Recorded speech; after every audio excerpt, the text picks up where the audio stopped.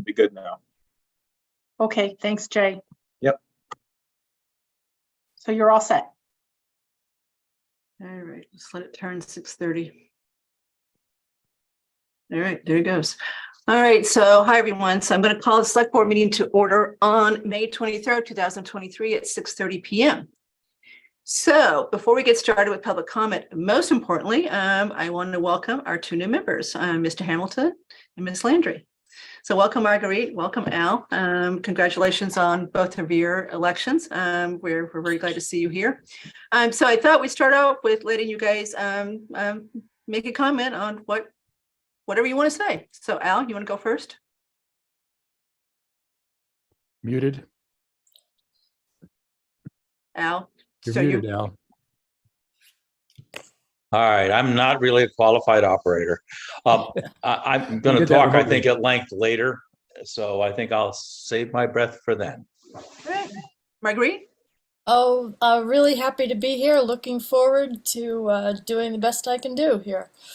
I know you guys will. So if there's anything that either one of you want to have explained further that we might fly over, otherwise just let us know and we will go into it deeper. Okay, so we always start off with public comment at our select board meetings, and public comment is for items that are not on our agenda. They are limited to 3 minutes in length, no more than 3 minutes.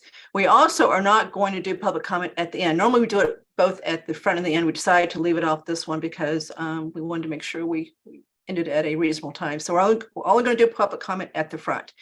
Okay, so is there anyone in the audience that wants to come over for public comment? Yes. Okay, who said yes?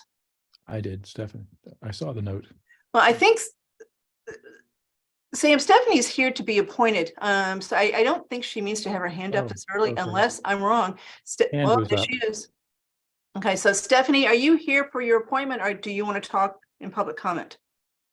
I'm here for the appointment. Yes, I wasn't sure if you could see me in the Zoom meeting, so that's why I raised my hand. All right, so we're going to put you back in the audience for the moment. You'll be back over very quickly, though. Okay, thank you. Okay, thank you. All right, I see no one else in the audience that wants public comments, so let's keep going. Okay, so we're going to start off with Johanna Scheiner. So can we bring her over, Vanessa?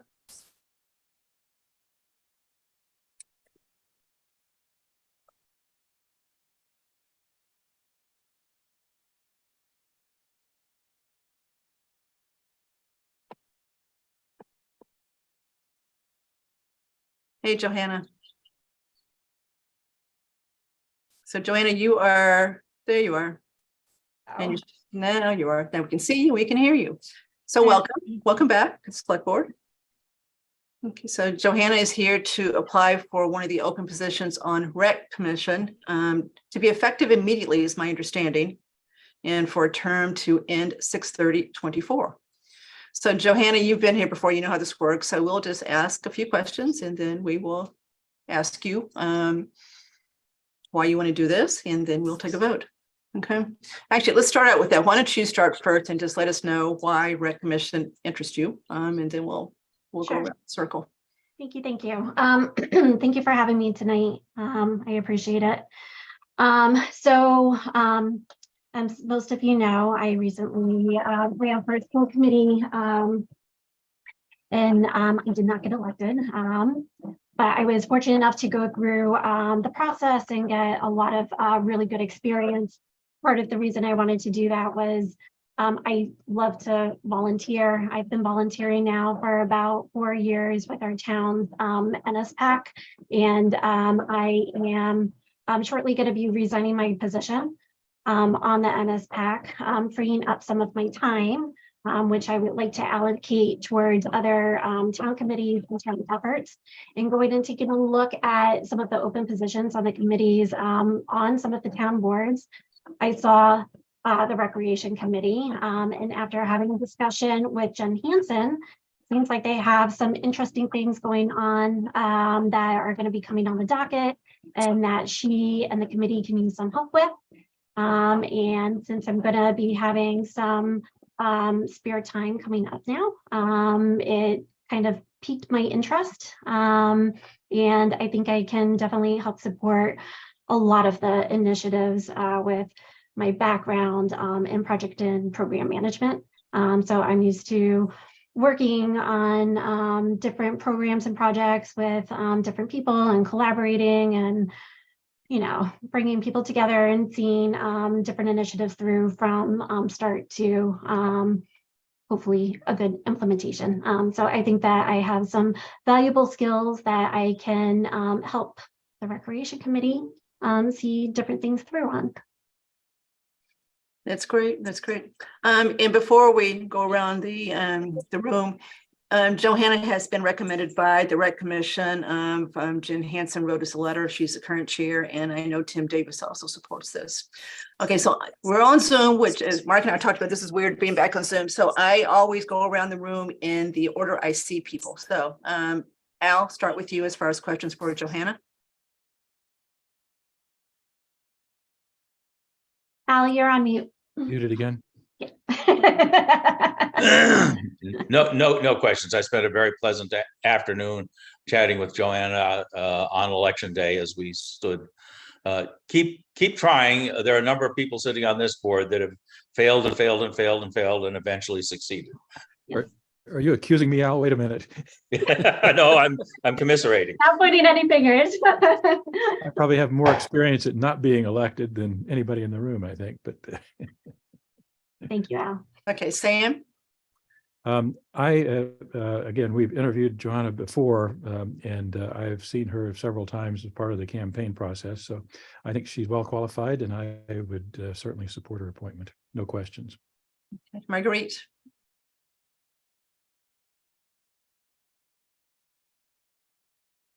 You're muted too, Marguerite.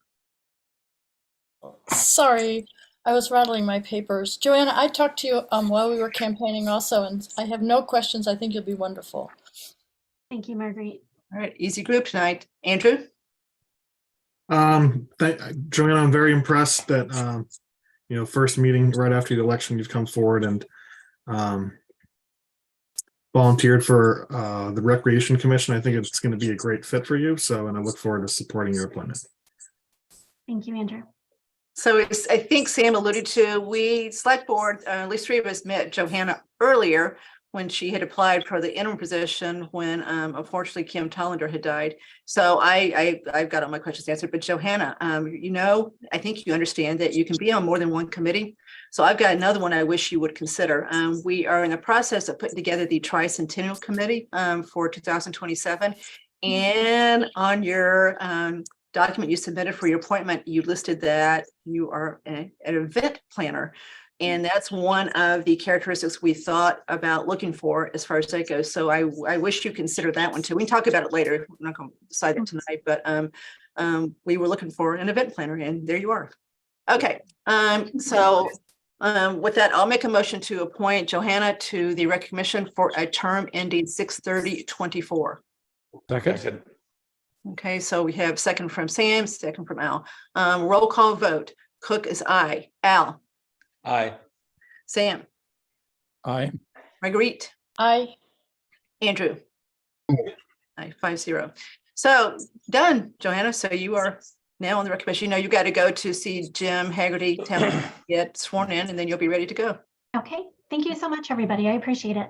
And thank you for coming forward tonight. Thank you. Okay.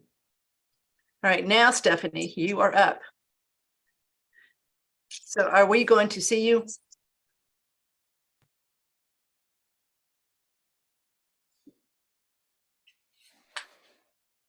So Stephanie, now we don't even hear you.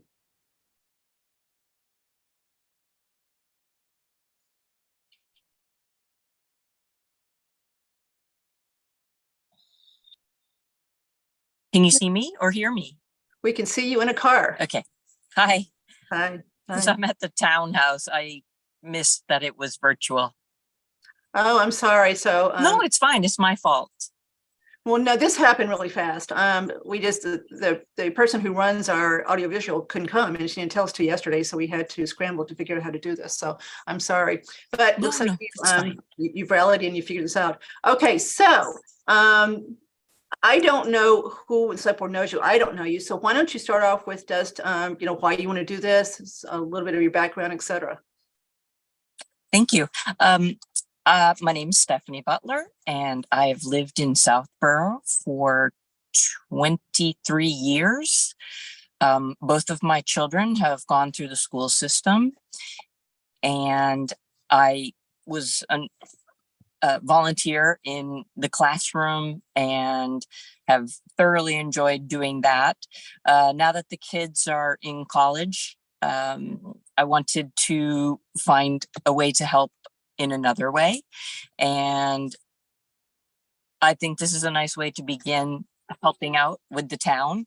So I do have a friend on the board who will be leaving, and I have gone to several of the meetings, and I think it's a good fit with the people who are already there, and I look forward to helping them with the essays and applications, and down the road, hopefully bringing more to the scholarship, the pot of money. I'd like to see that grow so that we can give out some more scholarships to the kids. Yep, we agree, it should grow. Okay, that's great. So Al, I'm going to start with you again. No particular questions. Thank Sam. you. Good evening, Stephanie. Thanks for volunteering. I guess we are neighbors, more or less. We are. Good Yes. to Hi, see you. Sam. And you've answered my question. I typically ask people if they've actually participated in some of the meetings of the committees they're wanting to be appointed to, as a good way to Yes. sort of better understand exactly what goes on and determine whether it's a good fit or not. So again, you've done that, which is great, and I certainly support your appointment. Thank you. Thank you. Marguerite. No questions. Thank you for offering to do it. Andrew. I'm excited. Thank you. Hi, Stephanie. I don't have any questions either, and thanks for stepping forward. And I think you'll be a great addition to the committee. Thank you. So I ditto what Andrew just said. I have no questions either, Stephanie. We're an easy group here. Okay, so I'll make a motion to appoint Stephanie Butler to the Scholarship Advisory Committee for a term ending 6/30/24. Second, Thank you. Okay, roll call vote. Cook is aye. Al, Aye. Sam, aye. Marguerite, I, Andrew. Hi. Okay, so there you go, Stephanie. Unanimous vote. So Wonderful. the next step is to go see the town clerk, Mr. Haggerty, at Town Hall and get sworn in, and then you'll be ready to go. I will do that. Thank you very much. Thank you. Thank you. Have a good night. Good night.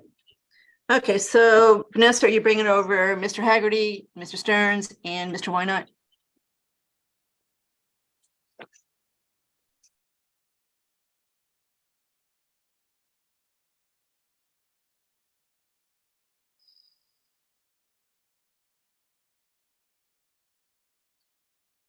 All right, so Brian and Steve, I see you, but you're muted. There's Jim. So Steve and Brian, we see you, but you're muted. Or since we don't see you, and okay, Brian, you're no longer muted. Are we going to see either one of you or no? Try to. I don't know. Can you see me now, as they say? No. Cannot see you now. Now we can see Brian. So 2 out of 3. Share, what do I do? Share screen? I don't do these things so often. No, you don't share screen. You should look at the bottom left-hand corner of your screen, and you should see a video with a red line through it. Yeah. That if you clicked on, we might see you.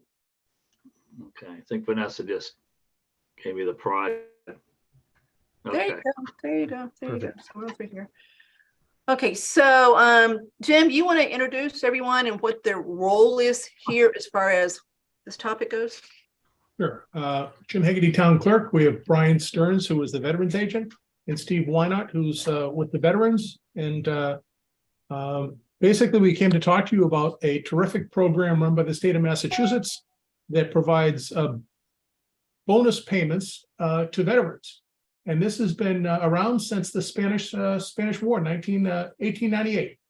And it's something that has not received any publicity. And it's a very simple thing. People that are in the military for 6 months serve in the US or overseas. are eligible for a $500 bonus. If they've served in Iraq or Afghanistan on an imminent danger location, are eligible for another $1,000. And other additional bonuses, $500 per deployment. It's really quite simple. It's quite interesting. And Brian and Steve and I talked about this, and we just want to get the word out to people that this is eligible for all veterans, as long as they were in Massachusetts for 6 months before they joined.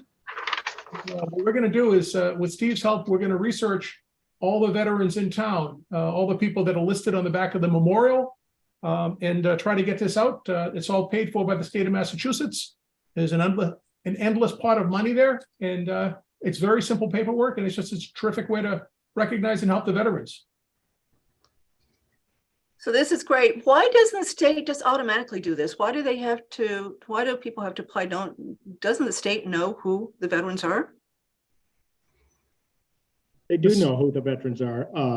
We get a listing of veterans coming back, but each town where the veteran lives or where they deployed from is responsible for confirming that they were a town resident. And they do that through the town clerk's office. Okay. So that's where some people go into the military from a different state. Myself, I went in from New Hampshire, so I'm not eligible for a Massachusetts bonus. I live in Northborough. I wouldn't be eligible for any Massachusetts bonus because I had received a New Hampshire bonus when I went in, or after I got out. So it's just a double checks and balance system to make sure the right people and the right veterans are receiving the bonus that the state provides. Interesting. So the purpose of this tonight, Jim, is just to try to publicize it as much as we can. Yes, and we'll help track down anybody whose name's on the back of that memorial, anybody else in town, and we'll go through the old records to figure out where they were and if they no longer live here, where their families are, and we'll do our best to track them down to to try to help these folks get the money they deserve. How about putting a banner on the town website announcing it? Yeah, absolutely. Any way we can get any information out, we're willing to do that. Yeah. The thing is, with the bonuses, a lot of people aren't even aware that they get a bonus. Right. But not only that, like Jim said, that there's multiple bonuses for the Iraq and Afghanistan veterans. Yep. We probably don't have too many Civil War veterans, maybe a few. Steve might know a few, I'm not sure. But Civil War? Okay, you're joking. All right. of course. Yep. But there are bonuses, and the bonuses that I think you have a sheet in front of you I put together, and it kind of explains the whole system, and it actually gives the website. Those websites are current and up to date. And of course, if anybody has any questions, they can contact me myself directly. And the other thing is there is a state website that I'm allowed into for all veterans. So if I plug in Southborough, all veterans from Southborough will come into my database. So I can actually run that through Jim and Steve so that we're cross-referencing and making sure that everybody is recognized and identified. Good. So we'd like to hear how it all turns out when you get it done. How many people you actually contacted that didn't know about it would be an interesting fact to have at some point. So good job, guys.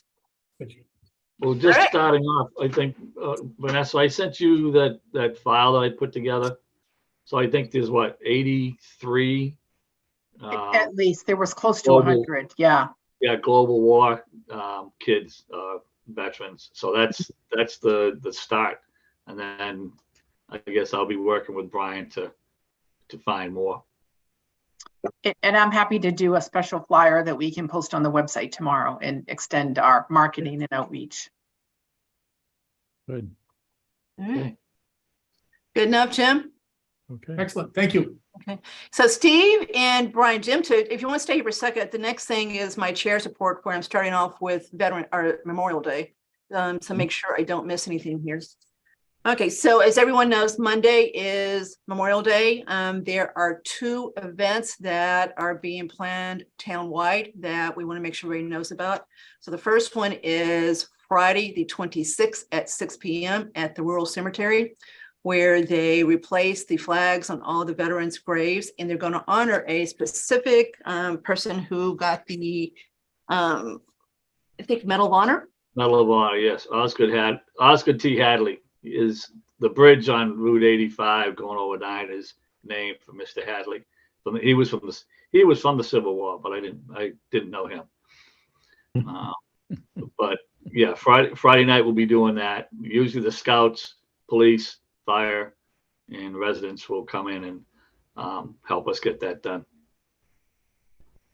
Okay, then the next thing is Memorial Day itself, which starts at 9 o'clock on Monday with the annual parade that starts at Main Street Bank, goes west on Main Street, takes a left on Corderville 85, goes to the Rural Cemetery, then comes back up to the memorials and ends up there.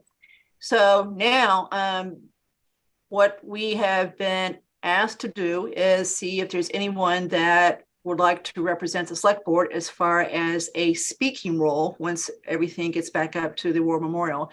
And Mr. Wynot has specifically said they want the speeches to be short and to the point. So no, hour-long speeches, please.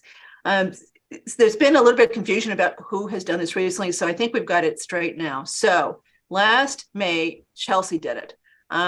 Lisa did Veterans Day this year. Andrew did Veterans Day a year ago. So is there anyone specifically that is going to be here on Monday that would like to take the speaking role for the select board on Monday?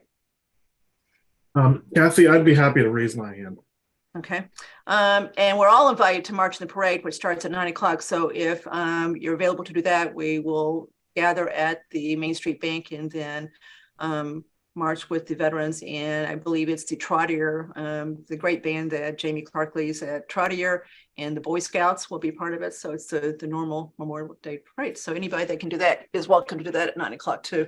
Okay, so Yeah, Andrew, well, you're going to. We usually we kick off exactly at 9 o'clock. So we'll have the veterans leading, and then right behind us will be the politicians, I'll say. Usually Chief Newell and Chief Achilles also will join us. And then Well, who are the politicians? Who are the politicians? Well, you guys. Okay. Yeah. So Andrew, you're going to do speaking, and then anybody select board that wants to march needs to be there before 9 o'clock so that we take off at 9 o'clock sharp. Yeah, the whole thing usually takes about an hour and a half. We usually finish up around 10:30 down at the All Wars. What does the weather look like so far? Have you checked? I did. It looks like it's going to be high 70s by the time we get down there. So it looks like it'll be a decent day. Good. And, Partly cloudy, so it's even better.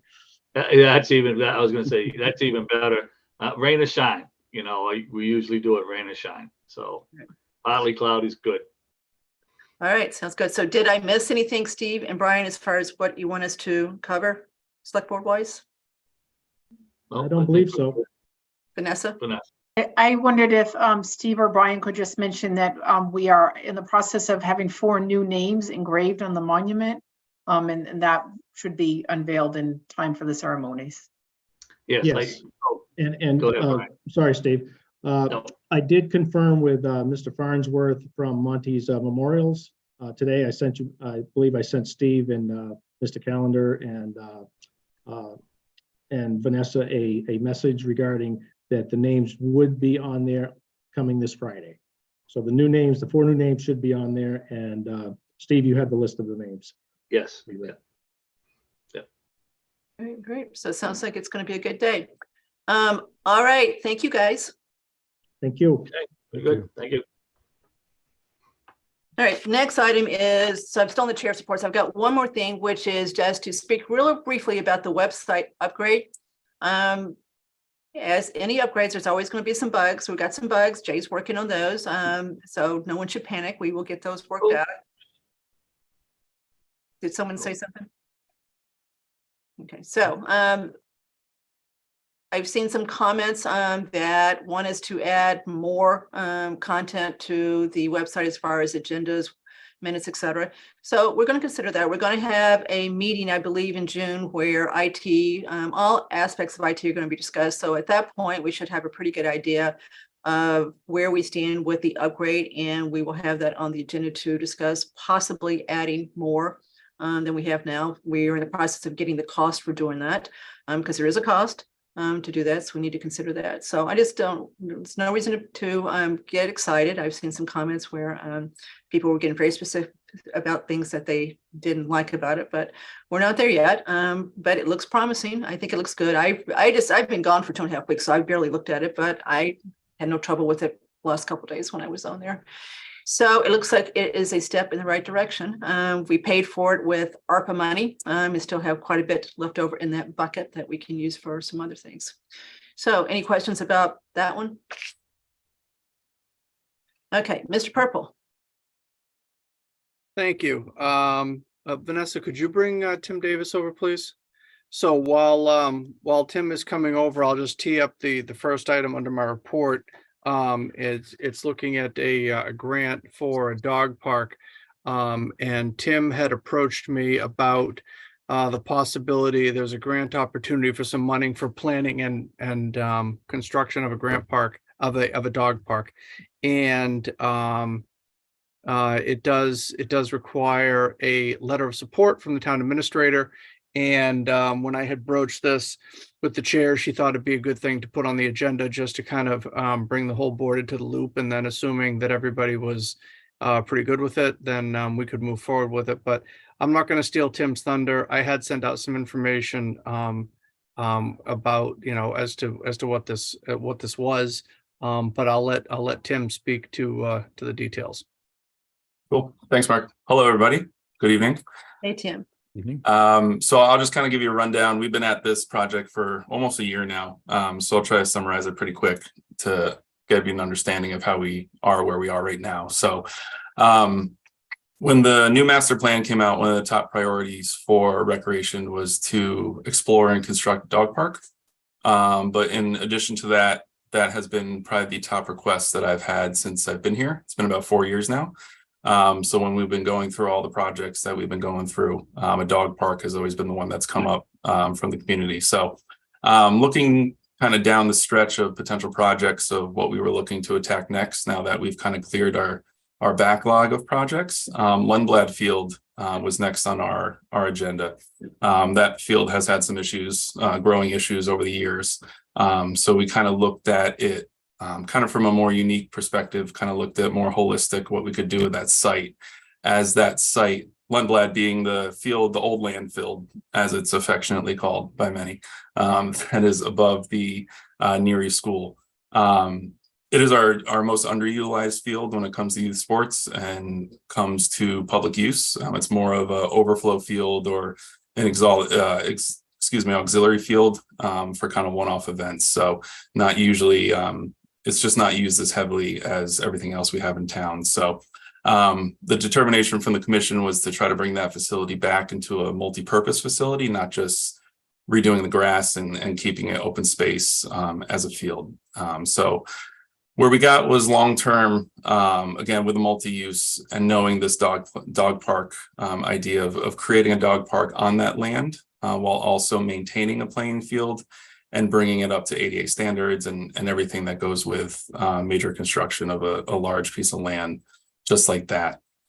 So Recreation had some funds left over from engineering that were approved, I think back in 2019 at town meeting to be applied to that field.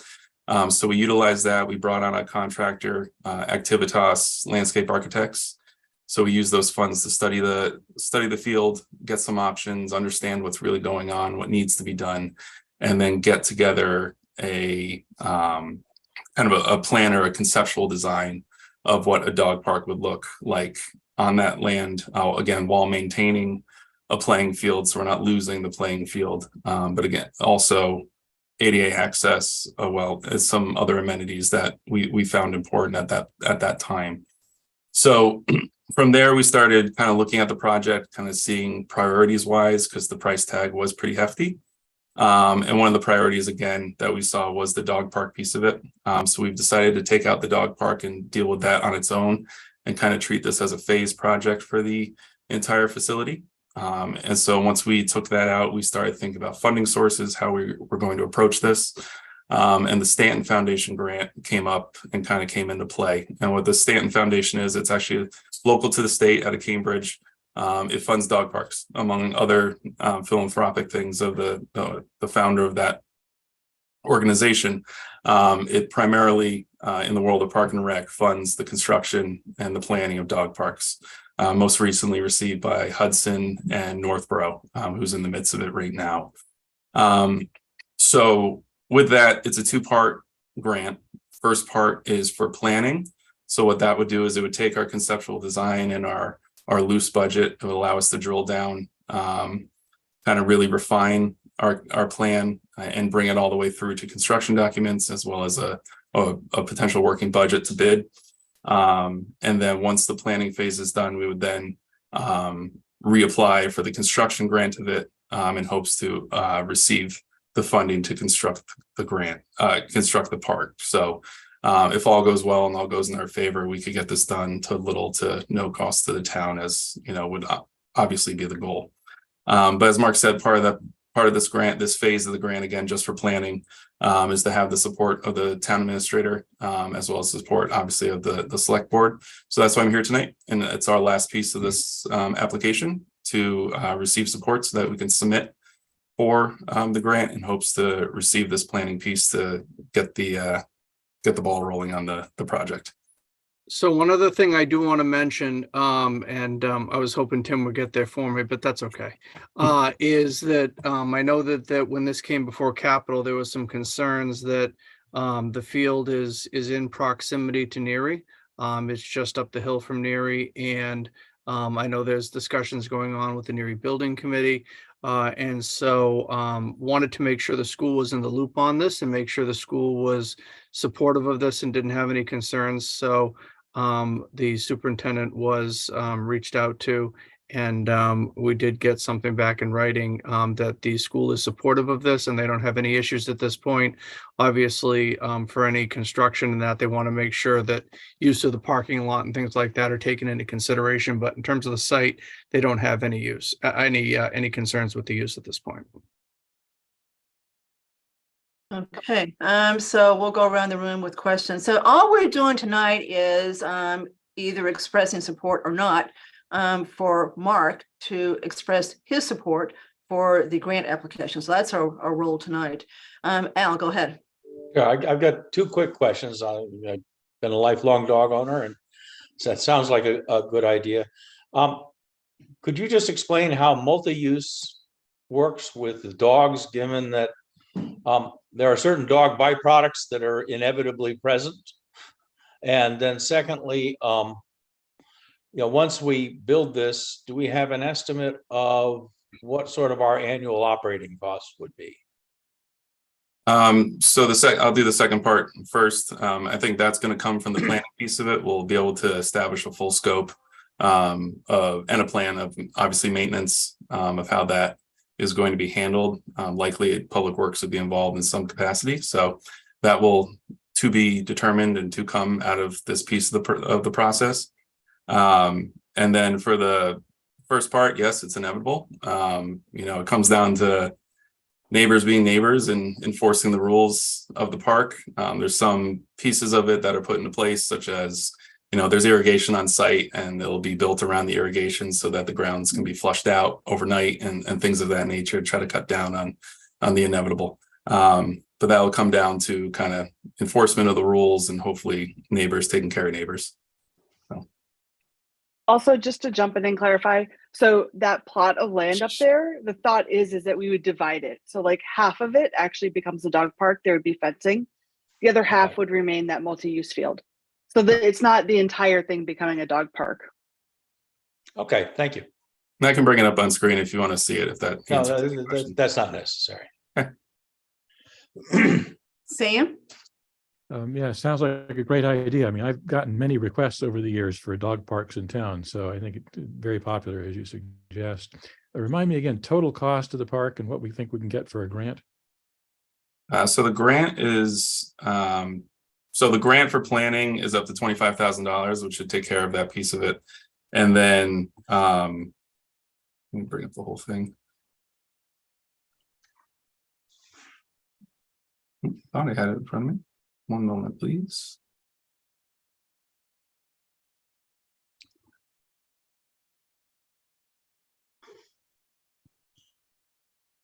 So the cost opinion on the park, 389,000 hard costs. That's just the dog park piece, not the whole. Correct. Okay. Yep. And where does that come from? These people too, we hope.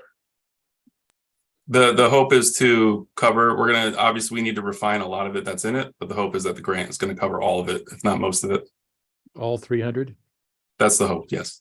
Okay. Well, there, That not is- to get into the weeds, so there is a 10% match that has to come from the town, but a piece of that we're looking to do. And again, we could save this conversation for another time, but the engineering funds that we have left over right now, it's about $46,000, could obviously cover that 10% match of that park. So we would be looking to repurpose and reuse those to help with that. And the foundation has a history of providing grants in those kind of amounts. Yes. Okay, good. I've seen Did some it with publicity- Northborough. I've seen some publicity for them in like the 25,000, but that's just for planning. Right. Sounds like, is that correct? Okay.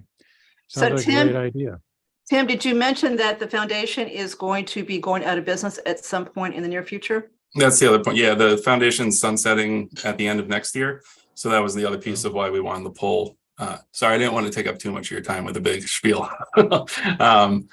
We wanted to pull this and try to get this done first, just because that funding is available. So yeah, by the end of next year, this foundation will no longer exist. So we're trying to take it when we can get it. But just to Yeah. be clear, you're Yeah. going for the planning grant first and then you follow that with the construction grant? Correct. Yep. And so you want to do both pretty quick to make sure that you're within their timing as far as still Right. being alive. Okay. All right. Right. Good. Right. That's it for me. Thanks. Marguerite? Nothing. I think it's a great location. I'm thrilled that there'll be a dog park. Andrew? Tim, I think this is a great idea. I fully support it. Thank you. So when I first knew this was going to be discussed, I asked him to send me the list of trails in town for which you can legally walk dogs. And it's amazing how few places there exist in this town, and most places you can't. So that's why I think there's such a desire to have the dog parks. So Tim, I think it's a great idea. Jen, great idea. So I hear no opposition here. So I'll make a motion to support the request for both grants by the Rec Commission to this group.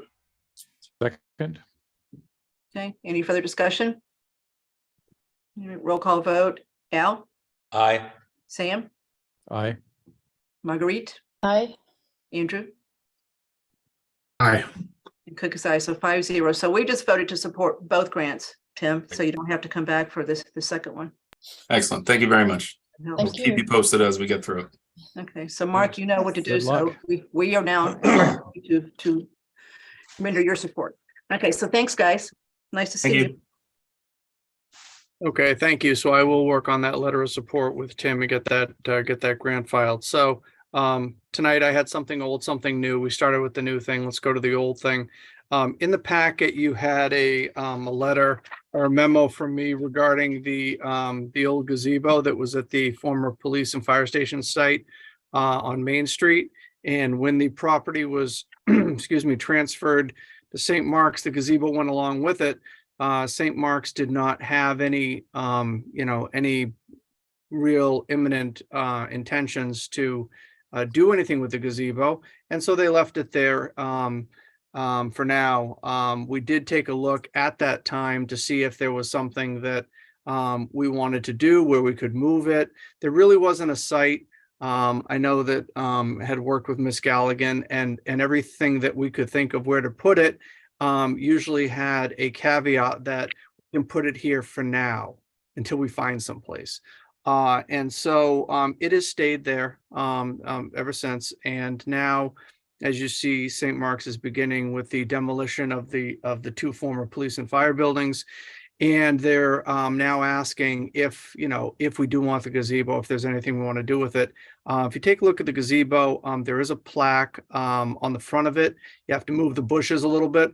And it was donated by Peter School alumni in 1986. So the gazebo itself is about 37 years old. And I did ask the building commissioner to take a look at it. I'm not going to read my memo for you. You've got it in the packet. It's up online so everyone could see. But in general, a building commissioner, feels that it's in pretty good condition for its age. The decking, the ceiling, structural members are all generally good condition. But we're going to have to put a new roof on it, sometime in the next, couple of years. The foundation is pretty substantial. So it's a big gazebo. It's about 20 by 20. And we can't move the foundation. Moving the gazebo to a new location is going to be fairly costly given its height. Not sure how it'll handle the move.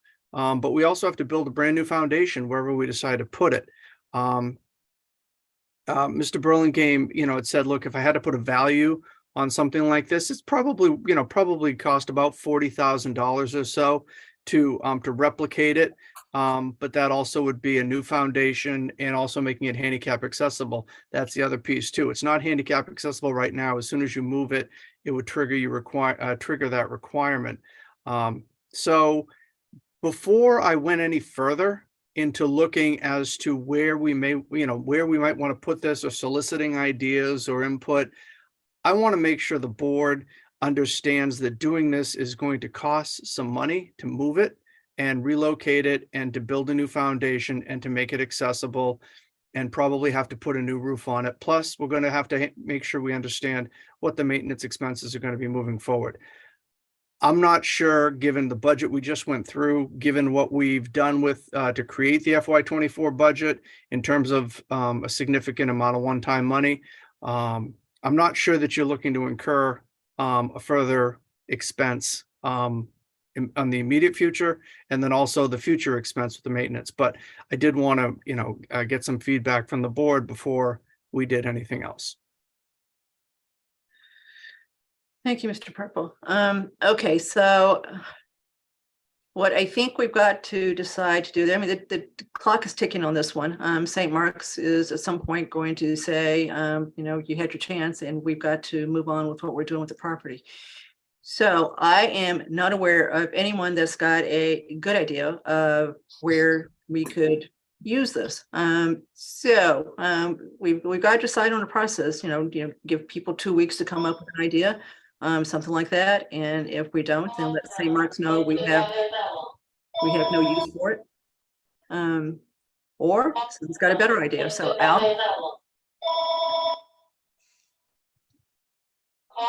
Could you turn that off?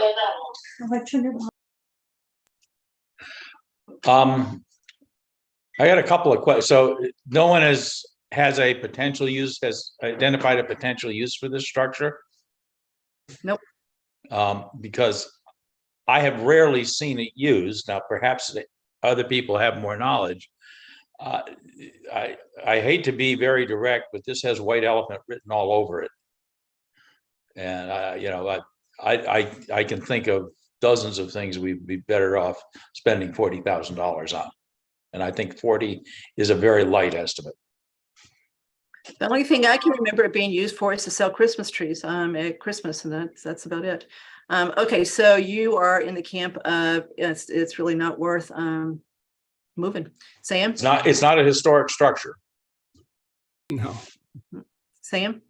I guess I've tried to think of other places for it and have come up empty. Kathy, I think your suggestion of sort of advertising a little bit for ideas is not a bad one. I'm with Al. I'm not prepared to spend 40K or plus or minus on moving it someplace, particularly as you suggest, given the pressures that we've experienced with the budget process. What I would be interested in doing is finding some commemorative place for the plaque that's on there and at least memorialize that to some extent. I'm not sure exactly what the right approach for that would be, but it seems to me that at least preserves some of the history of it.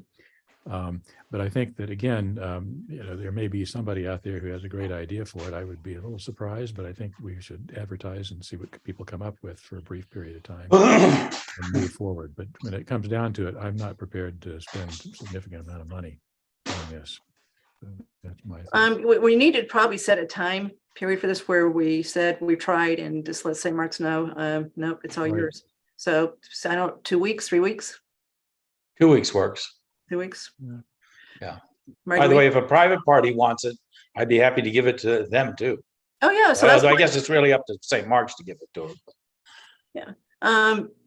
So we advertise it. If someone comes forward, we can connect them with folks at St. Mark's and they can work it out. Marguerite? I agree. It's probably going to cost too much money, and I agree. Also, be nice to take the memorial plaque or whatever it is and put it somewhere else. I'm wondering if it could go on a tree at the new park next to the library. we have trees. As long as it did not hurt the tree. Yes. Yes, it's a public tree. Yes. It will have its own little post, I think. And that way people can read it, which they're not doing now. So. All right, so it sounds like we're all in agreement so far. So Andrew, anything further you want to add? Are you? No, I think that what we've discussed is the sensible approach. You don't want it delivered to your yard?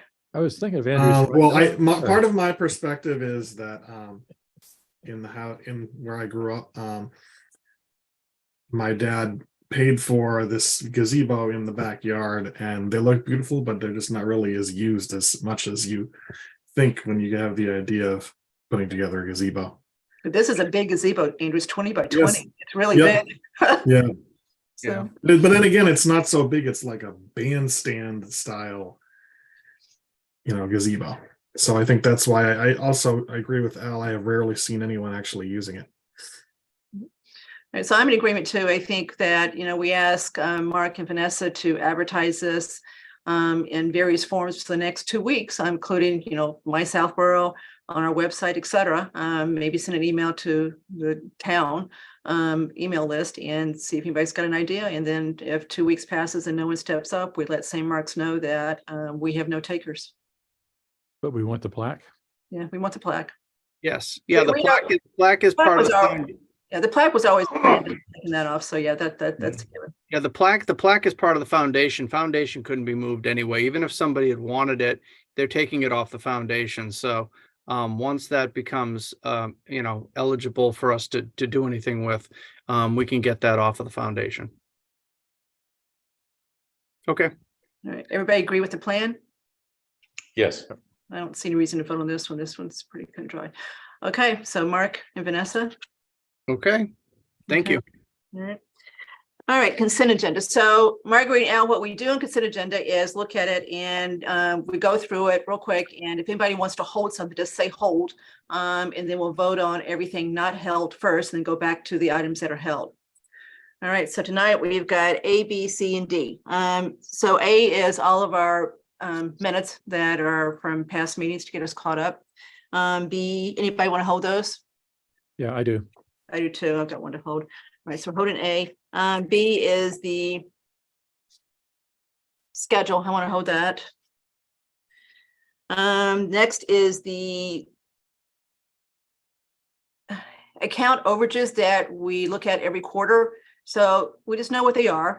This was started a couple years ago. Chelsea Malinowski kind of led the effort on doing this. So this is just a way to truly try to avoid a whole lot of year-end surprises. So if anybody wants to talk about them, they can, but there they are. So that's really for your consumption. And if you want to talk about it, hold them. I have a question about that. So. Okay, so we'll hold it. All right. The next one is we've got one set of executive session minutes that we're not going to release. We're just going to approve. Anybody want to hold those? Okay. All right. And then Al and Marguerite, as far as the minutes go, you guys can decide what to do. You don't have to, you can abstain. You have nothing to do with the minutes. It's really up to you. Some people vote on them, even if they weren't at the meeting. Some people don't. So that's your call as far as what you want to do on the minutes. Okay. So let's vote on D, which is to approve the executive session meeting minutes from May 2nd, 2023. So move. Second. Okay. So roll call vote. Al? Abstain. Sam? Aye. Marguerite? Abstain. Andrew? Aye. And Cook is aye. So that's 3-0-2 for the executive session from May 2nd. And then again, Vanessa, you got to help us here. We've got now 3 sets of executive session minutes that we've approved but have not released. Okay, we're waiting for certain things to happen before we release them. Okay, back to the held items. So Sam, you want to start with the minutes? Yep.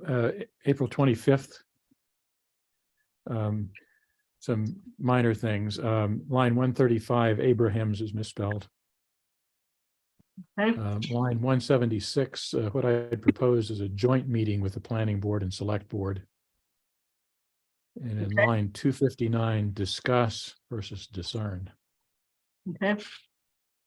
That's it for those? That's for me, yep. I had some on the April 10th minutes. Okay. All right. So you want to stay on this one first, Andrew? Anything on the 25th? I didn't see anything. Let me, yeah, Abram's name, Sam got that.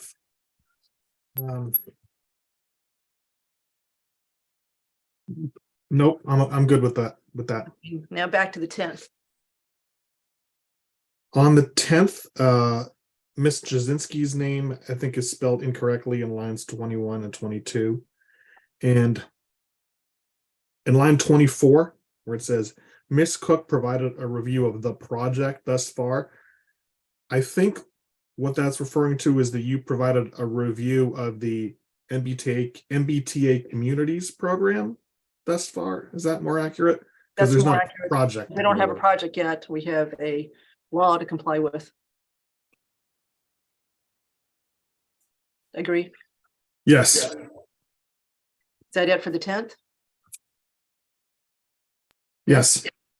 Okay, so going on to the second, May 2nd, I've got, this is going to relate to what we're about to vote on. We've got to correct something we did last meeting.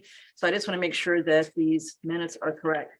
Okay, so Bridget, if you go to line 205, where we're talking about the option that we voted on as far as the water rate changes, what I think it should say, to be slightly more accurate, is the following. Ms. Malinowski moved to approve new water rates effective July 1st, 2023, using option 2, and put in parentheses, the $2 tier 1 rate, close parentheses. And then I'm done as far as that part goes. Let me back up. I'm not done. Okay, close parentheses, then say, as shown in the water study that was presented tonight by Mr. Abraham. He's got an S or not on his name? Abrahams? Yes, I think so. Yep. Okay, so I think it's Abrahams. Presentation to the select board at this meeting. Okay, so that's all. I'm just wordsmithing a little bit, but this is going to lead to what we're going to vote on in a second. Okay, so that's all I've got on the second. All right, so that's the 3. Anybody have anything on the 15th? I've got more in the second. Oh, sorry, Sam, go ahead. I was having a problem with the count on the trees. In line 116, talked about 64 trees there and then 68 trees noted elsewhere. I think it may be correct, but it would be good to have somebody just take a hard look at that and make sure we're consistent in terms of those numbers. It was 68. Yeah. But I know where the 64 came from, but at the end it was 68. Yeah, that was my recollection. So I was troubled by the difference, but not a huge deal, but we'd be good to confirm that. And then line 117, there needs to be a comma between John and Valley, 2 separate roads, not John Valley Road. Okay. And line 147, I think we voted not be removed instead of removed on that tree. It was going to be trimmed.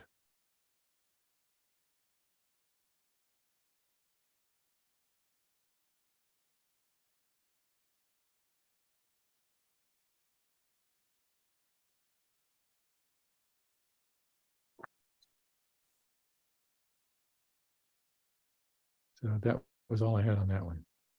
Does everybody, Andrew, do you agree? I do not remember. I made that number on the list. We talked about the fact that arborists had recommended only pruning and monitoring, no visible signs of life.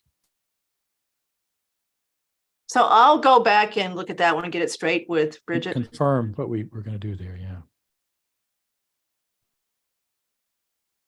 Yeah, because there was one that we agreed not to take down. That's a fact, and that doesn't include the one on Stowe that we did Yeah.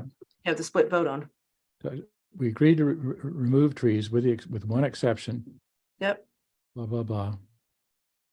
Okay, so Bridget, can you go back and look at the video on this piece? We think that this one was one that is not going to be removed. Okay, anything else, Sam? That's it for me for that one. All right, anybody, anything on the short ones for 515? Yep. Go ahead. Line 35 should be May 15. Yep, I agree. Major Okay. changes. Yes, is that it? That's it for me. Okay, so I'll make a motion to approve the minutes from April 10th, April 25th, May 2nd, and May 15th as amended. Second, Okay, roll call vote. Al. You're muted. I for May 15th, as that's the only one I participated in. Okay, so I'm going to split the motion then. So I'm going to make a motion to approve the minutes from April 10th, April 25th, and May 2nd as amended. second, Okay, Al. Aye. I'm sorry, abstain. Okay, Sam. aye. Marguerite. Abstain. Andrew. Aye. And Cook is aye. So that's, Bridget, that's 302 for those three. Okay, now separate motion to approve the short minutes from May 15th. Second, Okay, Al. Aye. Sam. aye. Marguerite. Aye. Andrew. Aye. Cook is aye. So that's 5-0 for those. Okay, all minutes are now caught up, so that's great. Okay, schedule. So everybody's got the schedule in front of them as far as what Mark put together. Oh, I gotta dig it out, but Well, it's basically out we should talk. Do you guys still want to do what we do, which is generally the first and third Tuesdays of the month and start at 6:30? The reason I pulled it is because we are only meeting one time in July and August. And I don't know if that's what everyone wants to do. We have had a lot of long meetings this past year, some crazy long meetings, 1 o'clock in the morning a couple of times. And so we're not lacking in things to discuss. So I'm not sure that I want to miss one of those two meetings, but I want to see what everybody else says as far as vacation plans, et cetera. So that's why I pulled it, is because of the summer schedule. Yeah, I'm happy with the schedule, basically, You're happy with the schedule as written, as proposed. Yeah. as proposed. So you like the one meeting in July and August? I think that's fine as a standard, but I think, again, there may be some other things that come up that are, topic specific that No, we can always call a special meeting. could be more special meetings. Yeah. Andrew, what do you think? I think we definitely have to keep the July meetings. From my recollection, there's always been at least one special meeting, that's like a 8 a.m. Zoom meeting during those times to handle some kind of special business comes up. I think it's, another thing to keep in mind is, what is the date by which we need to finalize the warrant for the October 17 meeting? And then there's always discussion of need to fit in time for items that are going to be on that special town meeting. So that's why I think this is at least the schedule we should have. And, we can always work in additional meetings as necessary. For Okay. example, I thought of if there's an October 17th special town meeting, should we meet once again between October 3rd and October 17th? But that's something we could cross that bridge when we get there. I agree. Right now, there's not a whole lot on this warrant. I know that. Yep. It's not a very exciting warrant, so, TBD. So Al, what do you think about the proposed schedule? I'm just trying to take a quick peek at it. Give me 30 seconds. Okay, so I'll come back to you. Marguerite? I think it's fine. Okay, so it sounds like the majority wants to do the one in July and one in August to be considered vacation schedules, and then we'll add meetings if we need to. While Al's thinking about this, the one thing I think we should probably think about tonight too is the planning meeting, the standalone planning meeting that we have done the last couple of years. Last year we did it in July. I think we could get this done in June if we wanted to. So we really get off to a good start as far as July 1st goes. So let's consider that tonight too, as far as trying to decide how to do that. And then we need to get back on the select board office hour schedule. So I wanted to see if we can get a June meeting schedule for that too. I'd like the planning meeting in June. I think earlier the better for that, as a matter of fact. All right, so hold the thought on that. Let's go to Al as far as the overall. The overall, I think I'm fine. Could you just review what the July date is? I'm not seeing it right here. I've got a bad The case. 11th. Yeah, I'm good with that. Yep, so we're skipping the week of the 4th. Okay, so it sounds like everybody's happy with the proposed regular meeting schedule for now until the end of the year. Agree? Yes. Yes. Okay. All right, now let's talk about possibly doing the planning meeting in June instead of waiting till July and pick the date for that. Andrew, what do you think?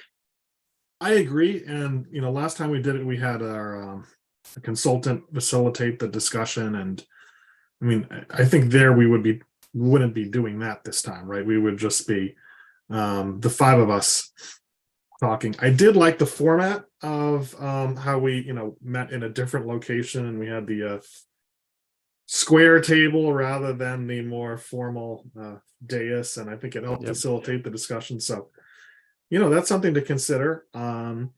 It's both a kind of brainstorming session and planning session. So I think it's important that we do it sooner rather than later. Mhm. Okay, so why did somebody throw out a date in June that works for them, and let's see if it works for everybody else. We do a Saturday. Is that what we did last time? No, No, we did not. We did it. It was not a Tuesday. It was either a the Wednesday. only Saturday we had was the budget sum. Yeah, Yeah. I don't want to do Saturday. No. Okay. Sorry, I'm Sam. open for Saturday, but not committed to it. So Okay, so a different date, please. Is there a reason why we couldn't just do it the 6th? Is there a But we're trying to do a standalone meeting, Andrew, just for this. oh, okay, yeah. Okay, so we the could do it 13th? the in between. We could do it the 13th. We could do it the 13th 14th, works for me. 13th. Is that what you said, Sam? 13th? That works for me, but Okay, does it work? Does it not work for anyone? Which is the middle Tuesday, so we're sticking to Tuesdays. the 27th is another possibility, I guess. Slipping in between. I like that of getting it done sooner than later, so Yes. we really are ready Me for too. July 1st. Okay. Al, does the 13th work for you to do nothing but a planning meeting? That's fine. Doesn't interfere with my planning schedule. We are not going to do that. All right, Marguerite, it's okay with you? Yep. Okay, so 6:13, and I agree with whoever said, or Andrew said, I like the training room at the public safety building. I think it is conducive to setting up in the U. We'll put Vanessa in the middle of us with a whiteboard to help us get all the goals together. And I agree with Andrew. I don't think we need the consultant again. I think we saw what we did last year. We got a lot done, and we can just pick up where we left off. I I would agree. I would suggest it might not be a bad idea to have town council join us. Okay, Good. everybody agree with that? Sure. All right, so you want to check his schedule, Mark, and see if he can I will join do us that. on the Yes. 13th. So call it 6:30 for this one too? Everybody agree? Yep. Okay, so it looks like we've agreed on the schedule between now and the end of the year. We know we can always add meetings for special things as things come up. We'll still do the 6:30, still do the meetings like we've been doing, which is the hybrid at the McAuliffe Hearing Room, except for this one, the planning meeting will be at the training room of the Public Safety Building. All right. Okay, so next is we need to get our office hours started again. We're lagging on those. So anybody want to do office hours maybe June 27th? So you meet 4 weeks in a row. Who did them last? I think Sam and I. Okay. Me and Andrew. I haven't, I've done it, it's probably 3 months ago. So Marguerite and Al, this is an hour. We usually start at 6 o'clock and we announce them, and anybody that can come comes, and whatever they want to talk about, you talk about. I'm available as a fill-in. I'm flexible on this stuff. So if Yeah. others want to do it, fine. If there's no I am as well. volunteers, I'm happy to do it. So, I can do it. I don't know how helpful I'll be at this point, but Probably better to have one of the new folks and one of the more experienced folks. The veterans, the battle scarred. The Yeah, vets, yeah. yes. okay, so that sounds right to me too. So that way we can kind of fill in some blanks there. Okay, so if Al is okay on the 27th, I'll do it with him. Okay. And then we can add the others later. All right, so I think that's done. Mark, you agree? We're done there? I think so, yeah. So the next office hours will be 6:27. Yep, 6 o'clock. Okay. Okay, so I think Sam, you had a question on the overages? Yeah, I had a question about the select board stuff, the printing, and just sort of remind me what's going on there. So I think with the select board, the two pieces going on there is that we are having more meetings and longer meetings, and we're not budgeted for that long of meetings when it comes to our meeting minutes. Select So- board was minutes, Sam. Printing was treasurer. Yeah, printing was treasurer. Okay, And then obviously we've got some of our postage, and a lot of our postage is committed to the treasurer's office for tax bills and things like that. And there's also some new election procedures that are causing us a little bit of an overage there. So it's something we're going to be able. I don't think we're going to be able to handle bottom line. But we do think that we'll be able to find interdepartmental transfer. And again, last resort, we do a reserve fund transfer to cover it. okay. I will beat my usual drum there. I still continue to get tax bills and water bills in separate mailings. Occasionally they're merged, but that they're doing better with that. The excise tax bills always come in multiple mailings. So if we're paying separately for those for postage, there's, I think, a substantial saving opportunity there. If that's part of a mail house that is we're paying a flat fee for, and they're responsible for handling all those costs for a fixed fee, there may be less pressure on us there. But again, the constant attention to the merging before we mail bills, particularly now the excise tax bills, I think could have a real impact. So. I mean, we've All tried to limit everything else that we do when it comes to licensing and all of that stuff, I think is electronic now, and everything can be handled electronically. So, we used to have huge stacks on my table in my office of, all the packages being put together to send out to the licensees. So we've eliminated a lot of that, and, we'll continue to trim down as much as we can. Okay. I'll talk to Brian about that. Okay, thanks. That answers my question then. Thank you. All right. Actually, I've got a question. Long as we're talking about this, Phil, is there a reason why we're not delivering tax bills electronically? I am not the person, I think, to answer that question. And Brian Ballantyne, I think, has a better answer than I do. It was funny. I was actually gonna try and invoke Sam to jump in on that, simply because I know that Sam's had that conversation with Brian. Yeah. And off the top of my head, I can't give you either a good answer or the right answer, Al. So I want to. Okay. I would rather have Brian follow up and reach out to you to give you that answer. Yeah. It's my understanding, Al, that we actually don't have a lot of email addresses for people, and there are people who don't want to provide email addresses, and so Sure, at some point, I get it's it. administratively more challenging to divvy up the world into those for whom you have an email address or not.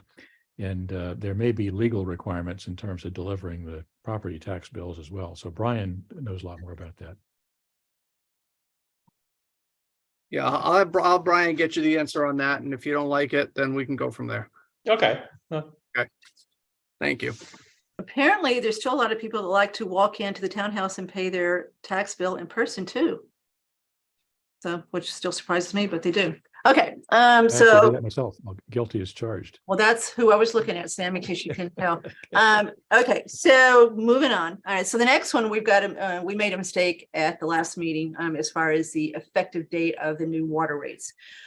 So we need to correct that. Brian called me, I don't know, day after, or 2 days after to let us know our mistake. So remember, we were trying to figure out how the bills worked. Well, we were wrong. So we need to correct that. The mailer that went out was correct. So we just need to correct the motion that was made as far as the effective date of the water rates. So the motion, Kathy, go ahead. do we need to vote on the consent agenda item C? Oh, sorry. Yes, we do, Sam. Thank you. Yep, we did. Okay, so motion to approve the account overages, that is consent item C. Second. Any further discussion? Okay, roll call vote. Al, Aye. Sam, Aye. Marguerite, Aye. Andrew, Aye. and Cook is aye 5-0. Okay, so now we're through the consent agenda officially. Okay, moving on to other matters. So the first one is we need to correct the effective date of the new water rate structure that we approved at the May 2nd meeting. We had erroneously thought that it was calendar quarters, but it's not. They actually match the real estate tax bill as far as the due dates. So the motion I'm going to make is to correct the motion that was made on the 5 second meeting to implement the new water rate structure as of June 1st, 2023, and not July 1st, 2023, as we voted. So there's already been a notice of these new rates so that people have an opportunity to adjust their behavior, etc. Yes, they had an opportunity to adjust their behavior before they were effective. And so they got the card before June 1st. So yes, And it did have the correct date on the card. yes. So, Okay, so you made a motion? I made a motion. I'm waiting for. Second. Okay, any further discussion as far as the effective date of the new water rate structure? Okay, so again, Al and Marguerite, do what you want to as far as voting on this one. Al, Abstain. Sam, Aye. Marguerite, I'll abstain. Andrew, Aye. and Cook is aye. So 302 to correct the effective date of the water rate changes to June 1st, 2023. All right, next is the proposals that are due on June 2nd for the one-stop grant program in Massachusetts. So we should bring over, is Claire here? Yeah, bring over Claire Reynolds and bring over Sarah Hucker.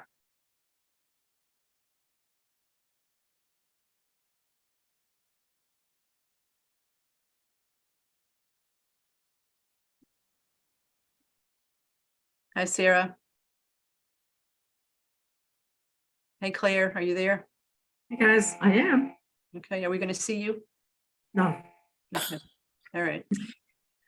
Okay, so Good evening, everybody. Good evening, good evening, good evening. So Claire is coming over because she is, of course, part of EDC, and Sarah's coming over because she's part of Shopsy.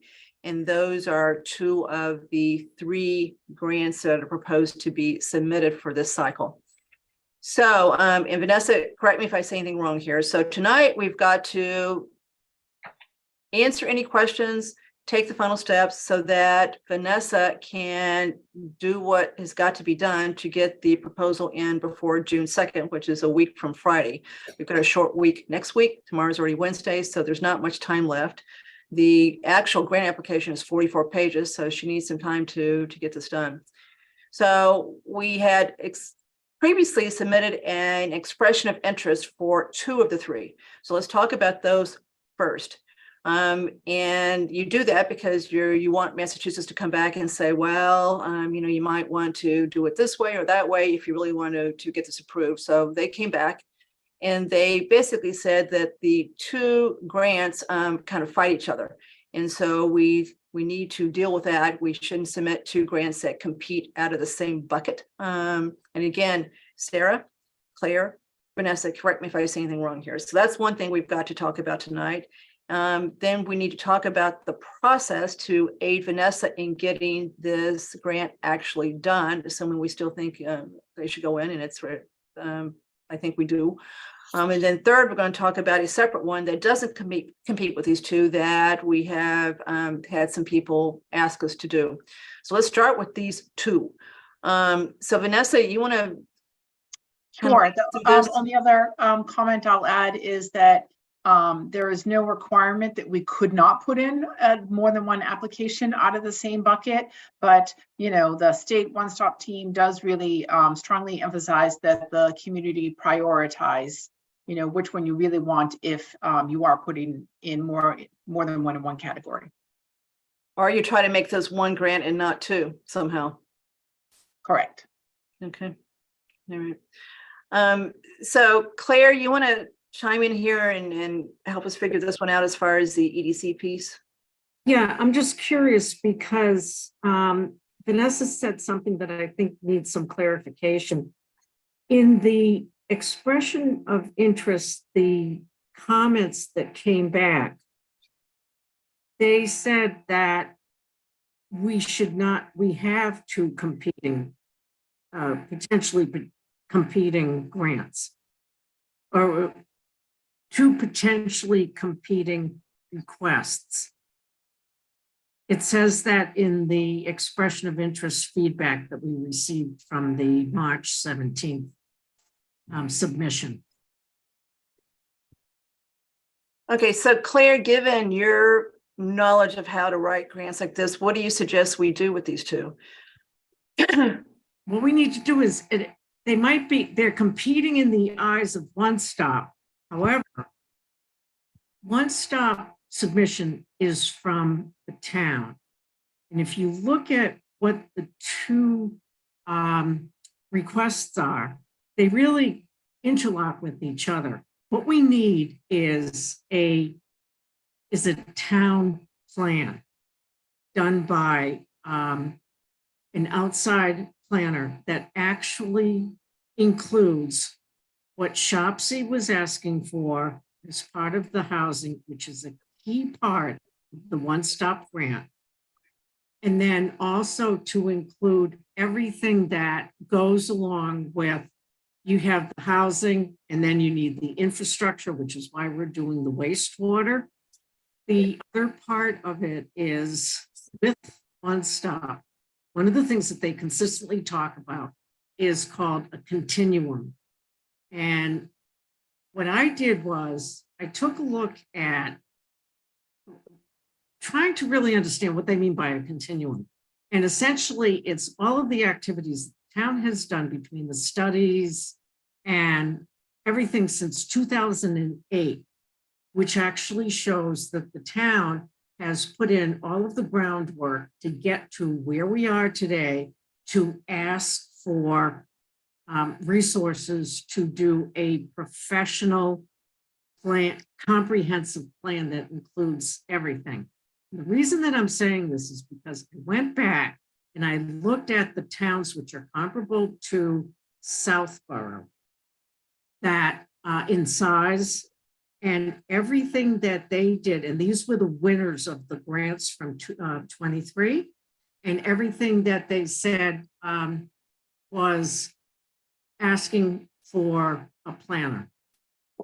So so you take maybe those 10, you look at them, they're comparable to us, and that was what it was that they were looking for, is a plan.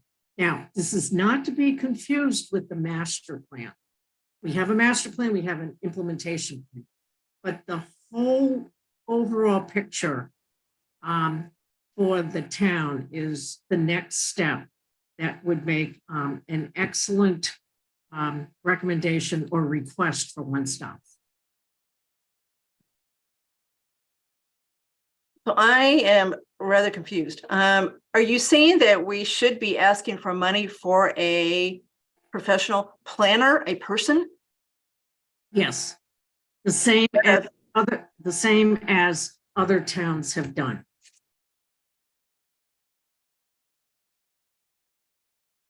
Sam, you have a quizzical look on your face. You want to go first? So just, I'm also struggling with what the right next step is. So Claire, we should basically revise our application here to ask for a planner for 50K, 100K, or whatever the number is, to do a more comprehensive plan, wrap into that these two particular applications, plus maybe some more things that we have Yes. on the table, Yes. either out of the master plan or otherwise, into a much more comprehensive, longer term view, and then wind up with one application here to support the planning process in the near term. Is that sort of where you're headed? Exactly. So Vanessa, much you gotta work- chime in here, because you gotta see this through here, so. Yeah. you know, So I think, obviously there's input from Shopsy and Sarah and Dorian as well. But I think that's what the guidance that Mark and I need tonight is, what does the board want the focus of this application to be if we are in fact moving away from, we have these two applications separately right now. Because that is going to take, a lot of development over the next couple of days, what kind of planner is, what exactly is included, what is the cost estimate for doing that kind of work to pay a consultant in that way. We could look at what other towns have done, maybe as a guideline. What are other people Mhm. getting for the planning process? I got to believe there's some guidance there. Well, it sounds like Claire's looked at But- that. Yeah, we're not moving away from what has been submitted. We're putting it into a comprehensive request for why we need an overall plan. I'm just going on what the towns who were awarded money, what they requested, and they were rewarded, and they received money. We're 0 for 2 on this, don't forget.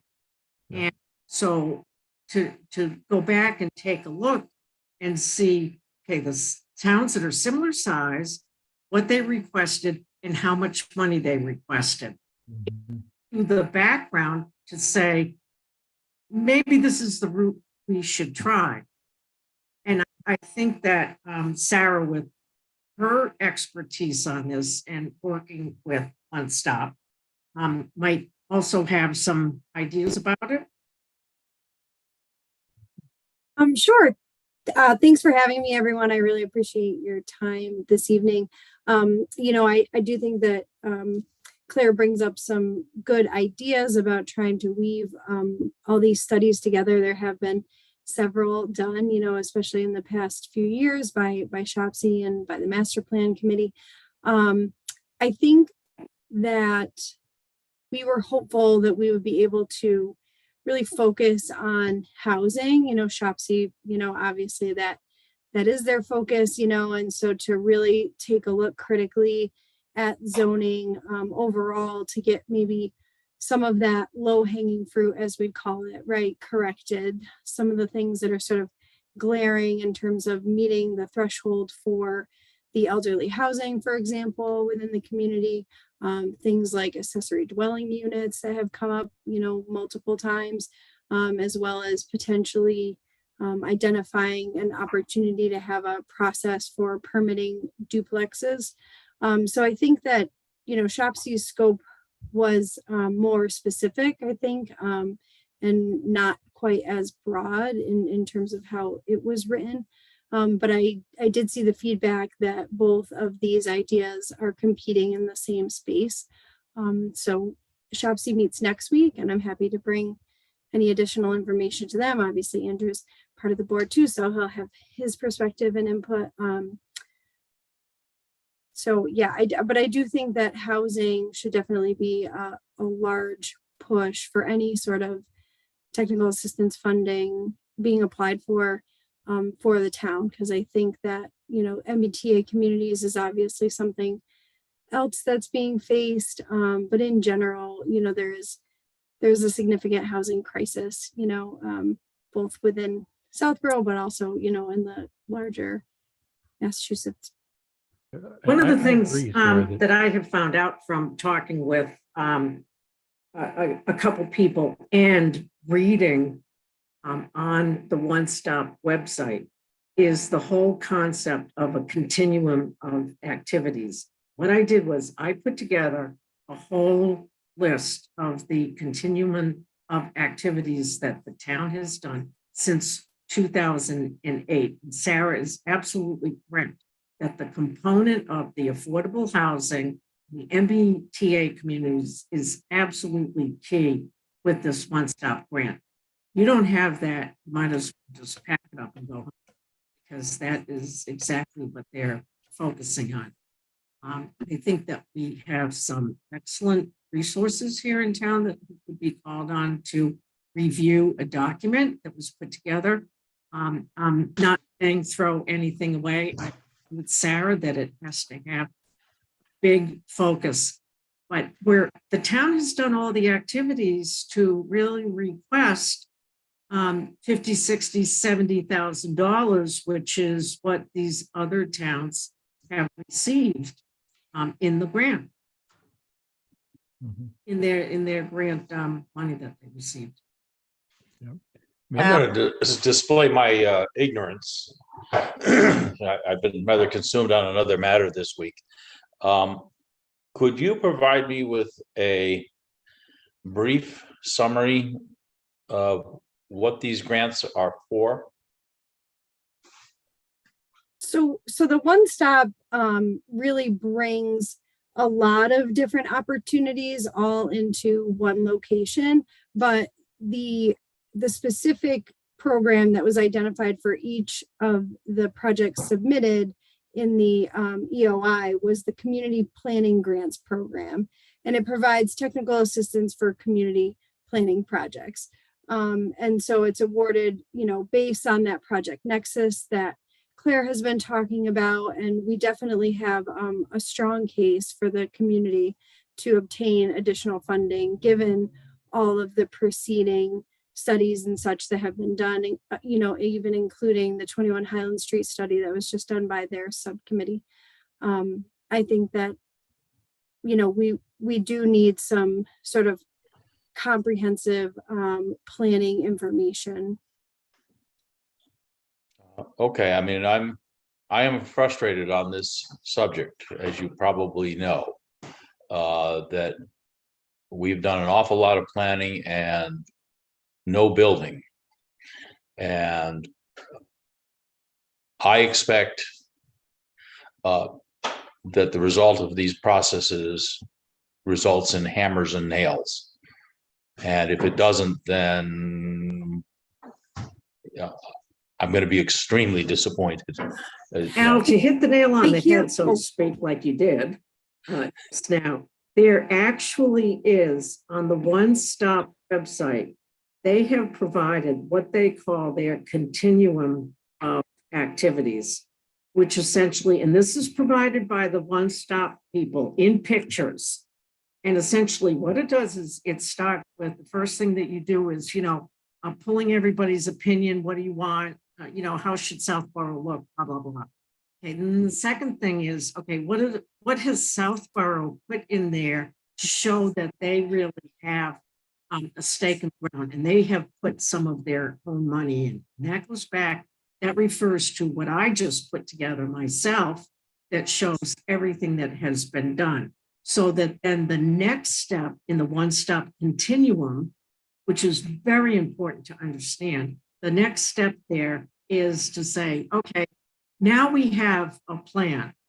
And the plan that the consultant put together says, all right, down on Route 9, you can do this. Down in Southville, you can do this. Just as different we don't have any of that so far. If you think of, to put it in extremely simple terms. That's good. I need that. Okay, very simple. One Stop is one place that you go and they will tell you which of the 10 state agencies that have money to give will help you.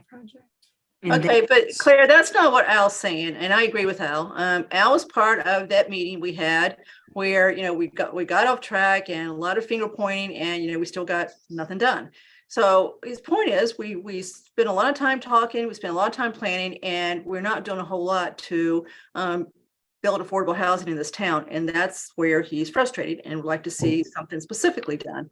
So, we can plan, we can talk, we can do study, but it's still not getting houses built. Well, excuse me. Oh, you can continue, Al. I don't know if you can continue. Yeah, we're doing a very good job of providing a good living for planners. And we're doing a very poor job of providing homes for families, affordable homes for families. We've had money sitting in our accounts for a quarter of a century that would have had they been properly used, we would have had families living in affordable housing for a quarter of a century. That money loses value every year. Every year, that money buys less and less housing. I want to spend that money on hammers and nails. So I want to be really clear about that. I don't want to spend money on planners. I want to spend money on building houses. And, the reason I'm sitting here today is because of that meeting. It angered me. We had an opportunity, and we still do, by the way, to actually build an affordable house. And all I got, I'm going to be brutally honest, I got a lot of double talk, and I'm very disappointed. And the reason I'm sitting here today was because of how angry I got after that meeting. So I'm going to vote yes to support this. But I want to make it clear that we have got to start building houses. Is it possible? I think there's a bottleneck. And Andrew, I'm sorry, I'm jumping in, but it's sort of to Al's point. There's a bottleneck with accessing the Affordable Housing Trust Fund money. Okay, let's not Yeah, get this off is getting of a that. little But my question is, would a planner looking at all the overall pieces in town be able to help us sort that thing out? We don't need help on that, Marguerite. We know how to get that sorted out, and it's in process. So that's not hanging this up. But I totally agree with Al. I thought the meeting was pitiful that night as far as where it got off track. I think when we do our June planning meeting, this needs to be a big part of it. Al and Marguerite, we started talking at the last meeting about reforming what we're doing, maybe combining SHOPC and this trust fund into something different and getting people on there that really have the expertise that we need. So we're going to discuss this, but tonight we just need to decide how to get this grant application in on time. Sarah, when is your meeting next week? It is next Tuesday at 7, I believe. So the problem is we're running out of time. So you don't meet to then, that gives Vanessa, 2 days to get it done. So I think we've got to decide tonight how to help Vanessa get this application in for these two things. And it may be that, Sarah, we ask you and Claire to sit down with her and use what Claire's discovered. Claire, can you see applications from other towns that were successful or not? No. Okay, so we can't just copy them. Yeah, no. There's a. You oh, could ask you them don't for have them. a chat. I was gonna Well, say- you could, I was going to We say, have a chat, I why think. can't we call Northborough and ask them to let us see what they submitted that was successful? Sure. Could do that. The one I agree with a call to action, right? I agree that a lot of plans do not come to fruition because there is no additional call to action. And so my hope, in writing this scope for SHOPC would be that there would be recommendations that came out of the planning process to, specifically change language, remove language, that causes barriers to additional affordable housing development or housing development in general in Southborough. So I guess that would be my goal, right, is not to just see another comprehensive plan, but to actually have tangible language to bring to town meeting in order to affect change over these issues. I think Andrew had a point. Yeah, just the point that I was going to make is, Al, there's an interim step between we're talking about here and actually building something which are zoning changes. And I Understood. agree, there have been multiple studies that end with conclusions. This is a recommendation we have for part of the zoning code that you could revise that would promote more affordable housing. And My sense is just that where we are, we're a little bit more primed for some concrete action on affordable housing at this particular time than we are for more economic development along Route 9 business corridor. And I think that's part with the focus coming up with the MBTA communities that right by the annual town meeting 2024, we're going to have a significant proposed zoning change that has to do with the MBTA Communities Act, which is a little bit different than affordable housing or related, but so that's why I think the focus should probably be more on the affordable housing aspect of it. I mean, one question I had is how this jives with whatever process the planning board already has in place for how they're approaching, compliance with the MBTA Communities Act. They elected not to yeah. go forward with a grant request for this. That's a fact. You remember that with their budget, with ARPA money, Yeah. we have allocated some money to them to hire some help as far as getting them some assistance to do what they've got to do. But they elected overtly not to make an application for MBTA Communities Act specifically. Okay, So there's nothing in that this is doing that is competing with anything that the plan. I see that Ms. Luttrell has her hand up in the. I don't think audience it's there. competing. I just Yeah. think they decided not to ask for specifically money from this for their systems. They've got some money already. We've given it to them with ARPA. So Andrew, are you saying that you think that instead of doing the two-pronged approach here and trying to meld it into one, which is what Claire's suggesting, we just focus on the Shopsy piece of this? Well, I'm sensitive to this, June 2nd deadline and how is this really all going to happen? That we're going to merge these two kind of very different proposals. The Memorial Day weekend's coming up, and Yep. Yeah. Did we hear from Ms. Luttrell? No, You want me to bring her over? Okay, yeah, bring her over.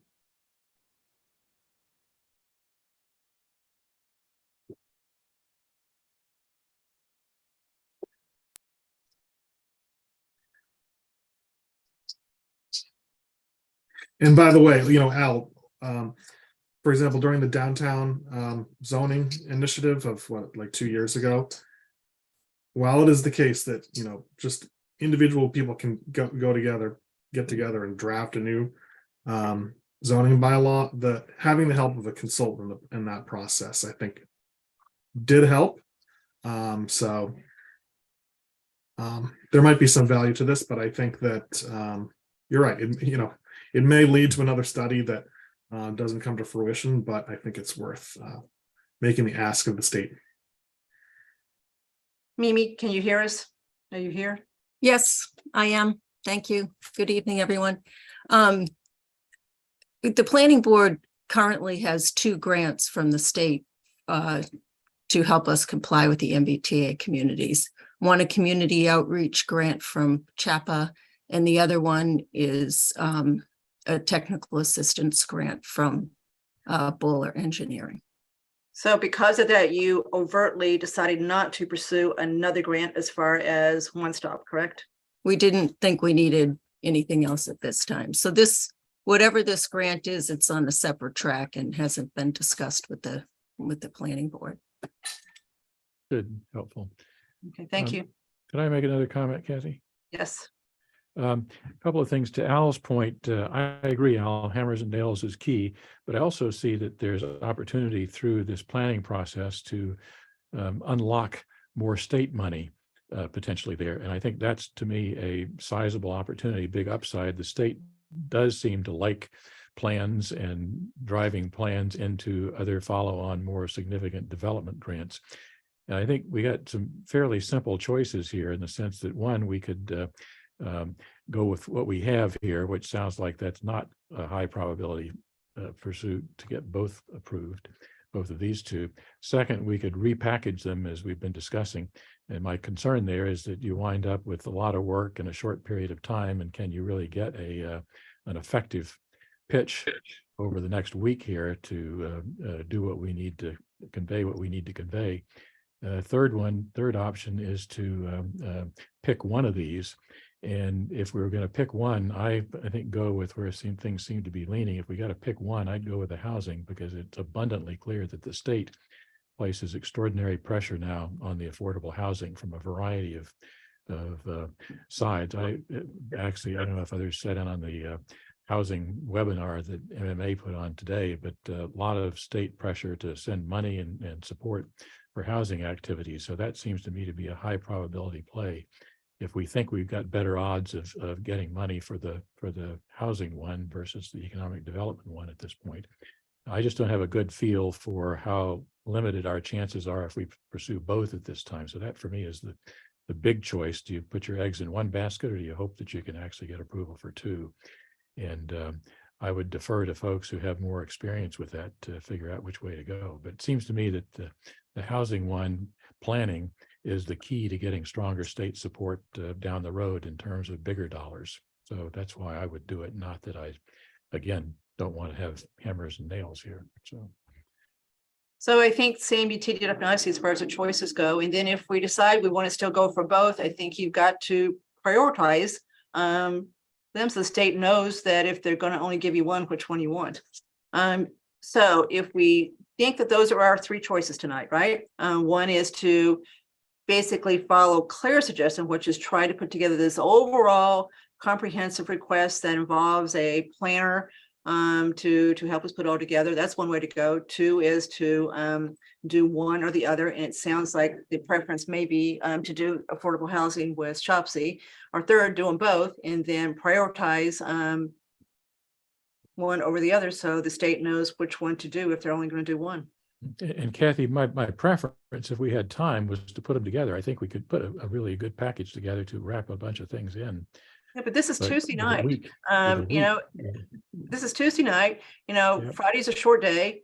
Both Fridays are short days. Monday is not a day. Vanessa and Mark have plenty to do besides this, I'm sure. So I think we've got to make a practical decision tonight as far as doing what we're going to do to help them get this off the table and filed. And then learn from this and maybe do a much better job going forward. One thing we're going to do in June, I think, is we're going to invite Jennifer from Capital, the group that does the grants that we had hired to help us with ARPA. She's going to come in and we can talk to her about One Stop as far as how to do that. But tonight, I think we're just out of time as far as helping Vanessa fill out 44 pages here.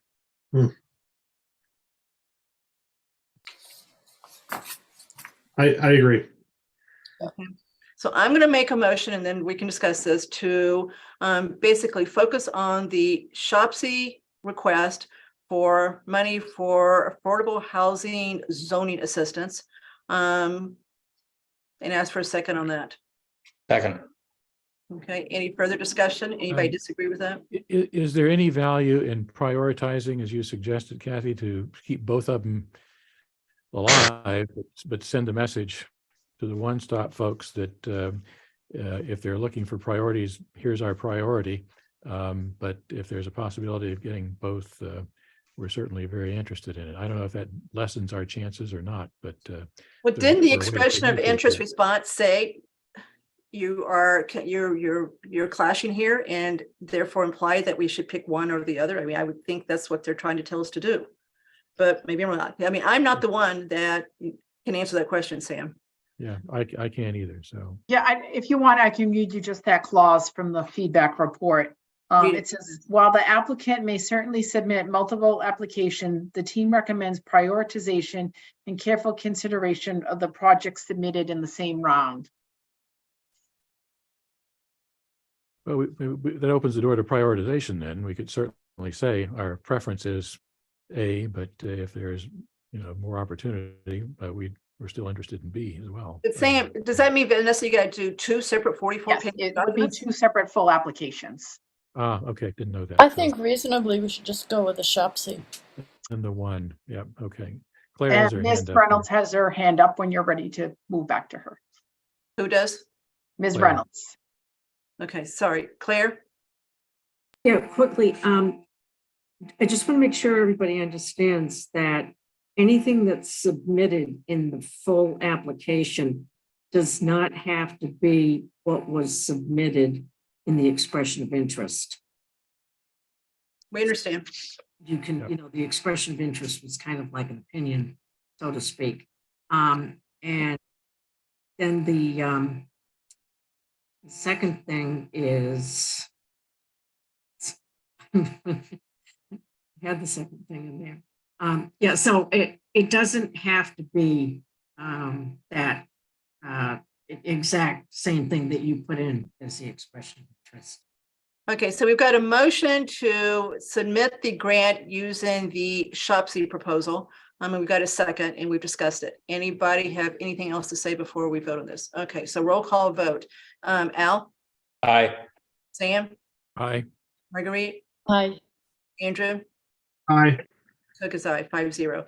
So Sarah, can you work with Vanessa between now and next Friday to help her fine tune what should go in the 44-page application? Yes, absolutely. Okay, all right. Before you leave, Sarah, please don't take what I said personally, No, but no, I sir. am, I actually feel quite passionate about this, and it's one of the things that gets me worked up. Sure. Claire and we really appreciate everything you did tonight. And we just got to keep talking about this and do a better job of understanding how to do the one-stop process so we can maximize what we get from it. So we're going to keep talking, but we just got to make a decision tonight because of the timing. Yeah, and I understand. And Vanessa, you're okay with that one? Yes. yeah, and just so that everybody knows, I had sent an email about this at the beginning of May, saying this thing is coming up and we need to have a discussion, not that's timed under an agenda like you have. We need to have a discussion among all of the groups. This is not a silo type application. And then one other thing for clarification, the 42 pages is not really 42 pages. It's I went back and looked at it. It's probably about 10 at the most. A lot of it is just check marks. There is a one application for all, and it's essentially like when you do your tax returns. You know, if you check this box, then go to page 54. And you can skip everything in between. Well, that's encouraging comparing this to doing a tax return. I'm sure that will give Vanessa a lot of. Okay. All right. So thank you guys. So thank you, Claire. Thank you, Mimi, and thank you, Sarah. So the last one we're going to talk about is independent and does not cannibalize what we just talked about. This is one that a couple people brought forth. As everyone knows, the Flag School is going to be vacated most likely fairly soon by the Historical Society, which currently is housed there. They are going to move to 40 or the old Fayetteville Hall.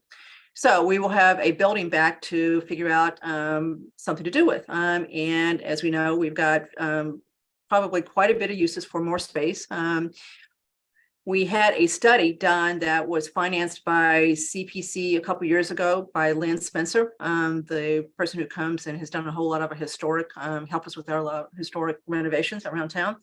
And the study came back that the Flag School would need about $300,000 spent on it to restore it to its former historic luster.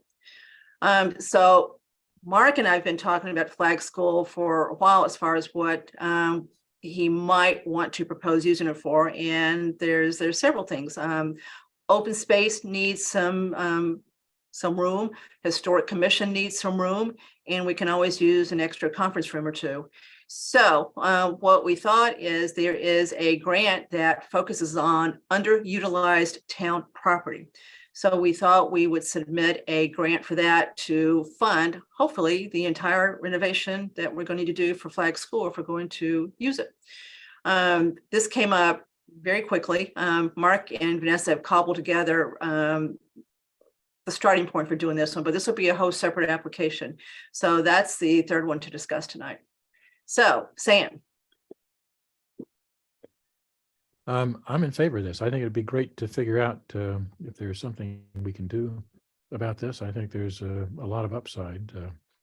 I just don't know what the likelihood is there's going to be money for it, but I got to believe that we could make a pretty good case for it. So Andrew Pfaff took a look at this and he found towns that got a lot of money for underutilized property. That's what whetted his appetite when he saw how successful some towns were in getting money to large amounts of money to fund renovations. Yep. Andrew? I think it's a great idea.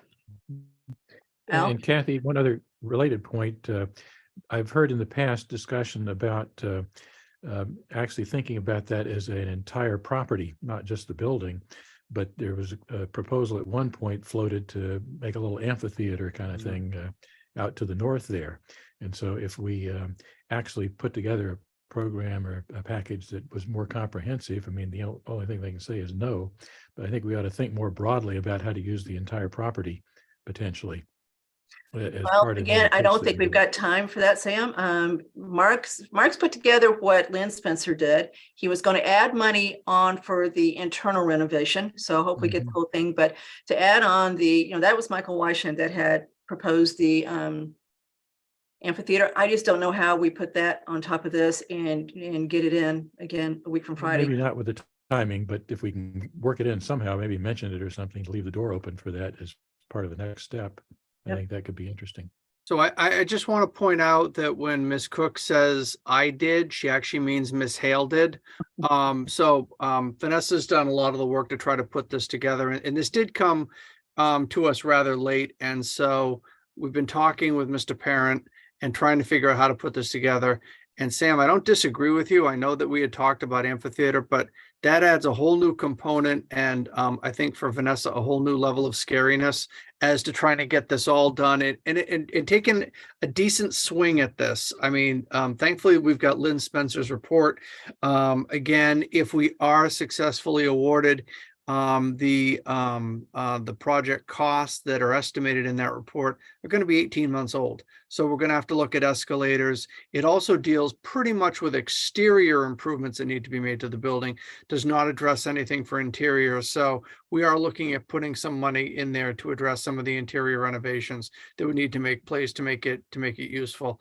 Don't disagree that we probably should take a more holistic approach. I just don't know if there's time to do it well, not to do it, but to do it well. Okay. And is it clear, is it the case that we actually will get another pass at this? This is still not the final pitch, is that right?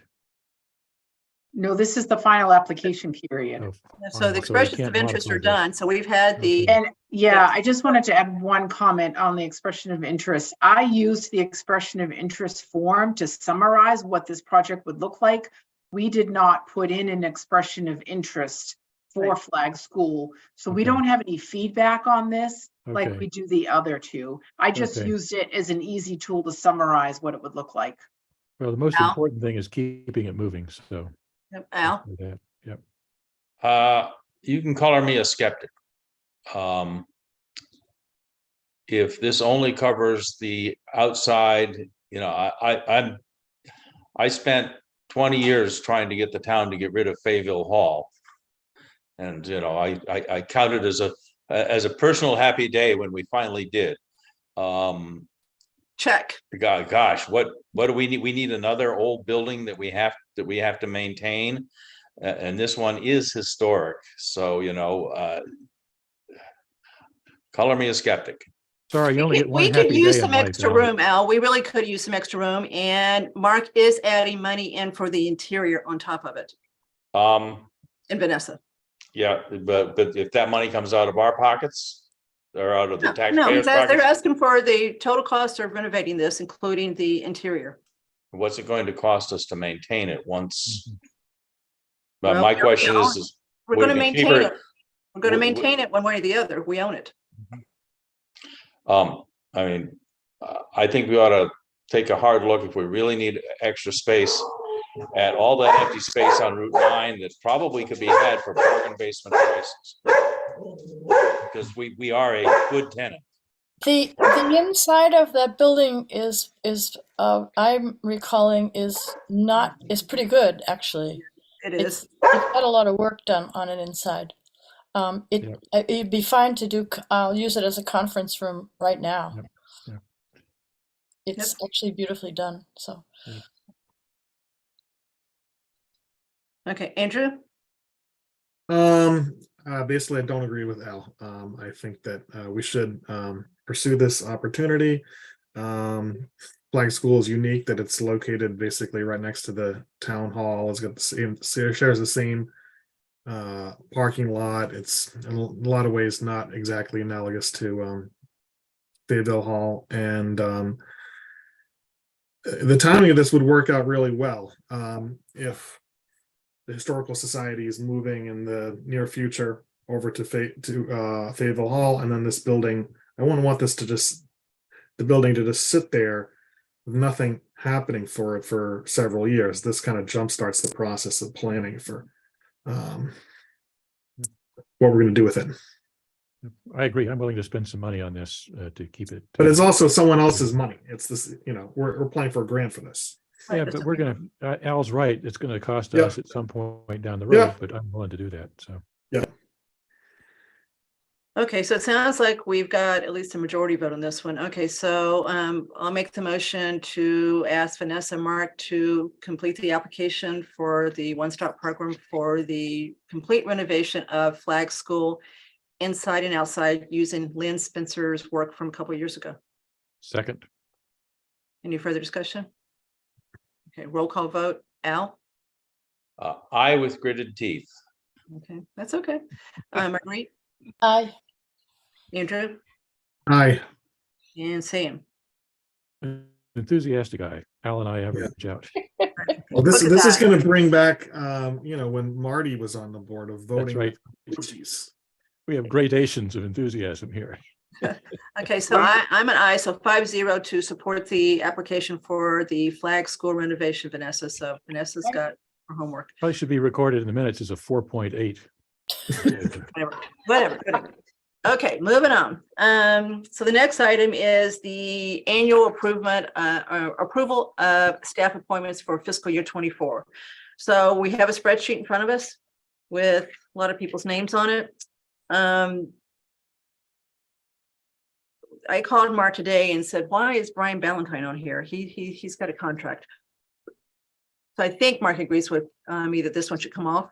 I do. Yeah, Mr. Ballantyne's on here also for parking clerk, but that should be here. So yes, so the finance director one should be removed. All right.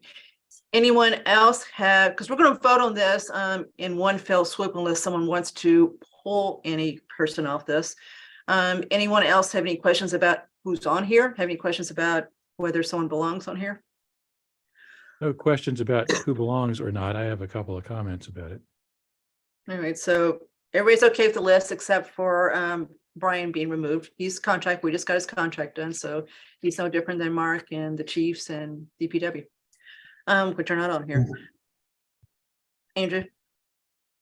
Yeah, this is one of those cycles where sometimes I wonder, what are some of these positions? And I know. Okay, Really, I know we had these, so there are. I know this is a legal oriented one, but could you remind me again what the municipal hearing officer is, and is it really an active position or? No. Don't know. It's not a very active position. In fact, I don't know that there's really been really any work, with that position for some time. Okay. But And if it were to be something, we've got him there to do it, so. Yeah. Okay. All right, so everybody agrees at least with the list other than Brian being pulled. Okay, so Sam, go. Okay, two things. One, ADA coordinator. I've been frustrated with our pace or lack thereof in terms of ADA. And I'm wondering if it makes sense to think of someone other than Mark. He's got a lot of things to do to consider a way to accelerate that process a little bit. I don't sense that there's a lot going on other than John Parent, I know, has a budget to upgrade a number of things. And I think we're making progress there. On the other hand, I go to the Public Accessibility Committee meetings, and I think there's ongoing concern there that there are ways that we ought to be thinking about to accelerate that process some. So I guess I would be looking for more active management of that process, and I'm not sure who the right person for that would be, but I think that's worth considering at least. Mark, you want to make any comment to that? It's given. No, I think that, so, you know, the ADA coordinator position is usually, you know, in other communities where I've held that role as well, is simply to facilitate when there are issues that are brought, you know, usually from residents or from businesses in terms of accessibility or concerns like that, is trying to facilitate, you know, the solution or the correction of the issue. You know, quite honestly, like I said, we don't get very much that facilitates through us. I think that some of the issues and the SPAC committee, formerly ADA committee, is meeting tomorrow. And I do agree with Mr. Stivers. I think that, you know, they're not comfortable with the bunts and the swinging singles that, you know, that we're doing in terms of, and, you know, for correcting some of these things that were in the self-evaluation and transition plan. You know, some of the larger items of some of the field projects. I know that, you know, we've tried to take a look at some of those and see if we can't do more of an engineering and design for all the projects so that they can be, you know, ready to go when funding does become available for them. So like I said, but I mean, it all comes down to money. I don't know that it's, there's really nothing to facilitate, you know, unless there's money. I know there's some concerns that the committee has brought up that I've had the building commissioner take a look at. They've wanted to bring in some expertise to have an expert take a look at some things. And, you know, we've reached out, you know, those things take time. They do take money, and believe it or not, these people are pretty busy. So, you know, it's going to be, you know, probably a month to 6 weeks before you can get somebody in to take a look at some of the concerns that SPAC has. So I'm happy to do it. I'm not suggesting that this may be the case, but I'm not sure that if you take it away from me, whether it becomes something that becomes a stipended position or responsibility. So I can't imagine that somebody's going to simply want it added to their job responsibilities. So we probably should get SPAC to come to a meeting so we can talk about all this. Well, I'm actually part of SPAC.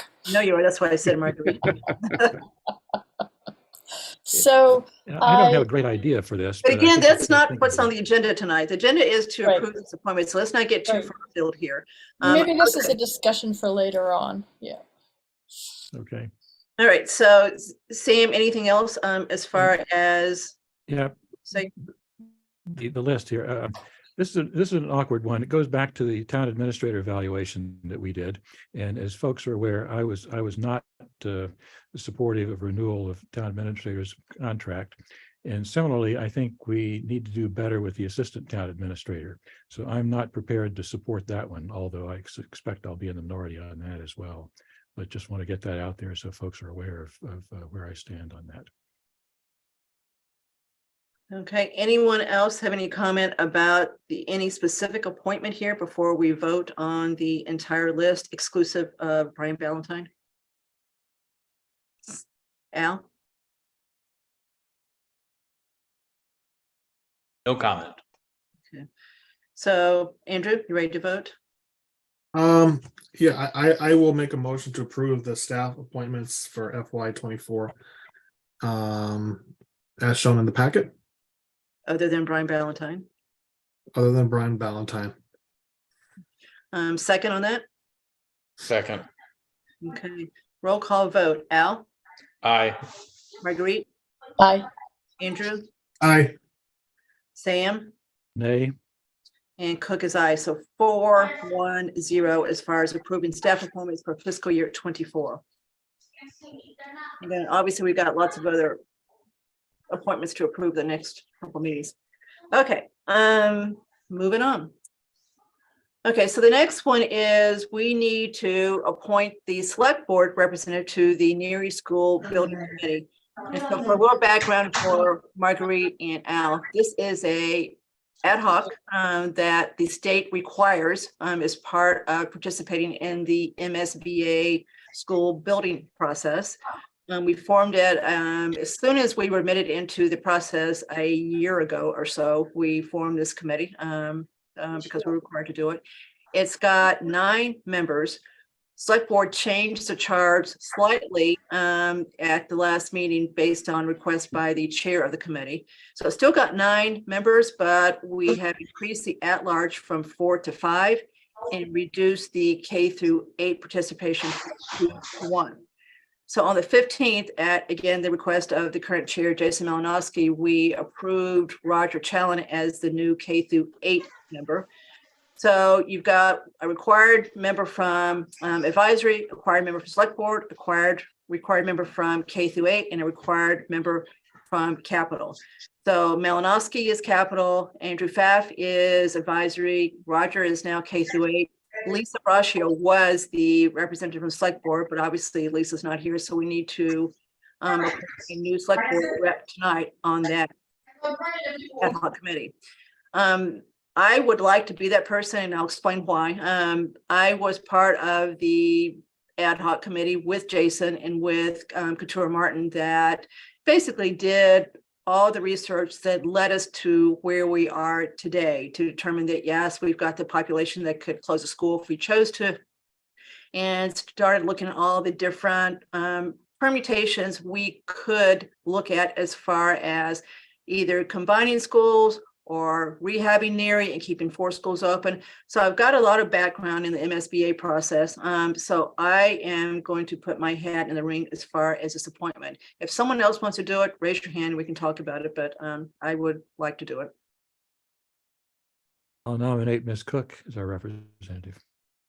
Second. Third. So any further discussion? Andrew, are you okay with that? Absolutely. So roll call vote to appoint Cook as the new select board rep on the Neary School Building Committee. Al? Aye. Marguerite? Aye.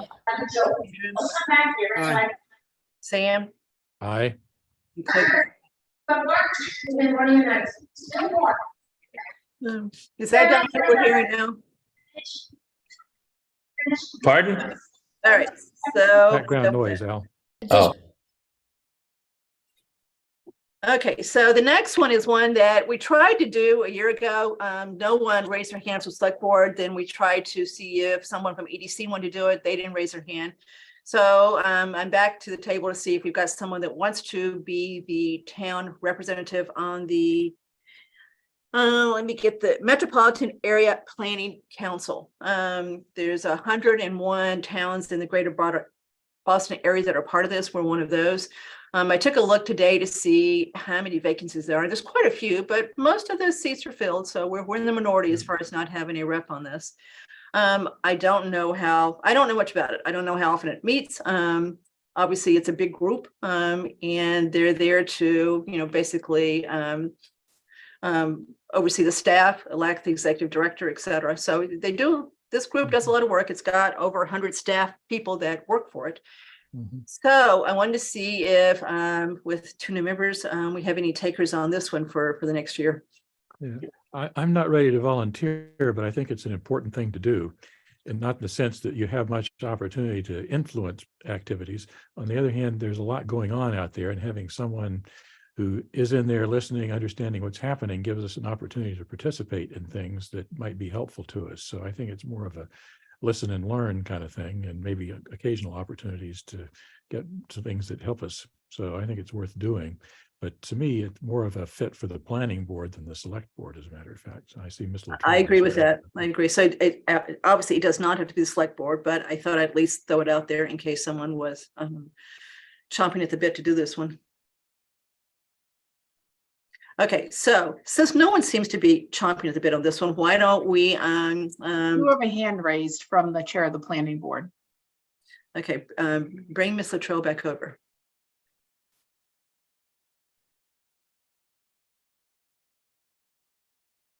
Maybe she's going to volunteer. Maybe we should appoint her before she. That's votes. right. There's our vote. Go ahead, Mimi. Still on mute. You're muted, Mimi. Okay, trying to get there, sorry. I had asked last year, Kathy, about the Metro West Regional Collaborative, which is the smaller regional portion of MAPC. And that has a select board rep and a planning board rep, and they meet monthly on Thursday mornings via Zoom. And that's just local communities. I think they're like 10 or 12 or something. So that's a subset of the MAPC? Yeah. Okay, well, we're looking at MAPC tonight, so it sounds like you want us to also get someone on the regional one. Yeah, that would be great. Does the planning board have a participant in that? That would be me. Ah, I wouldn't mind doing it. Okay, so which Yay. one are we're still now, which one are we talking about? The MAPC or The local one. Thanks, Marguerite. You're welcome. and Mimi? Thank you, Mimi. So Mimi, you want to then also talk to your colleagues about possibly sitting on the MAPC? So Debbie DeMaria is the appointee from Southborough, although she has a difficult time attending. I think they have meetings during the day in Boston, which makes it But tough. Mimi, the website says our position is vacant there. So if Debbie's appointed, they don't know about it apparently. Yeah. Oh, The person that contacted me from MAPC clearly clearly thinks that we have no one appointed. oh, could you forward me who contacted you and I'll get them in touch with Debbie? Yeah, she was very glad to hear that we were putting this on our agenda. Okay. Okay, all right, so I don't recall voting to appoint Debbie. Did we vote to appoint her? A year ago. Okay. I must have been asleep for that one then. Sorry. I wasn't part of any vote to appoint Debbie, so it must have been more than a year ago. All right, we'll get to the bottom of that one, Mimi, and see what's going on there. Okay, so it sounds like Marguerite has stepped up to agree to be the select board person on the, and maybe help me get it right, the Metro West Regional Collaborative. MWRC. Metro West Regional Collaborative, which is a subset of the MAPC. Okay, so I make a motion to appoint Marguerite as a select board representative to the Metro West Regional Collaborative. Just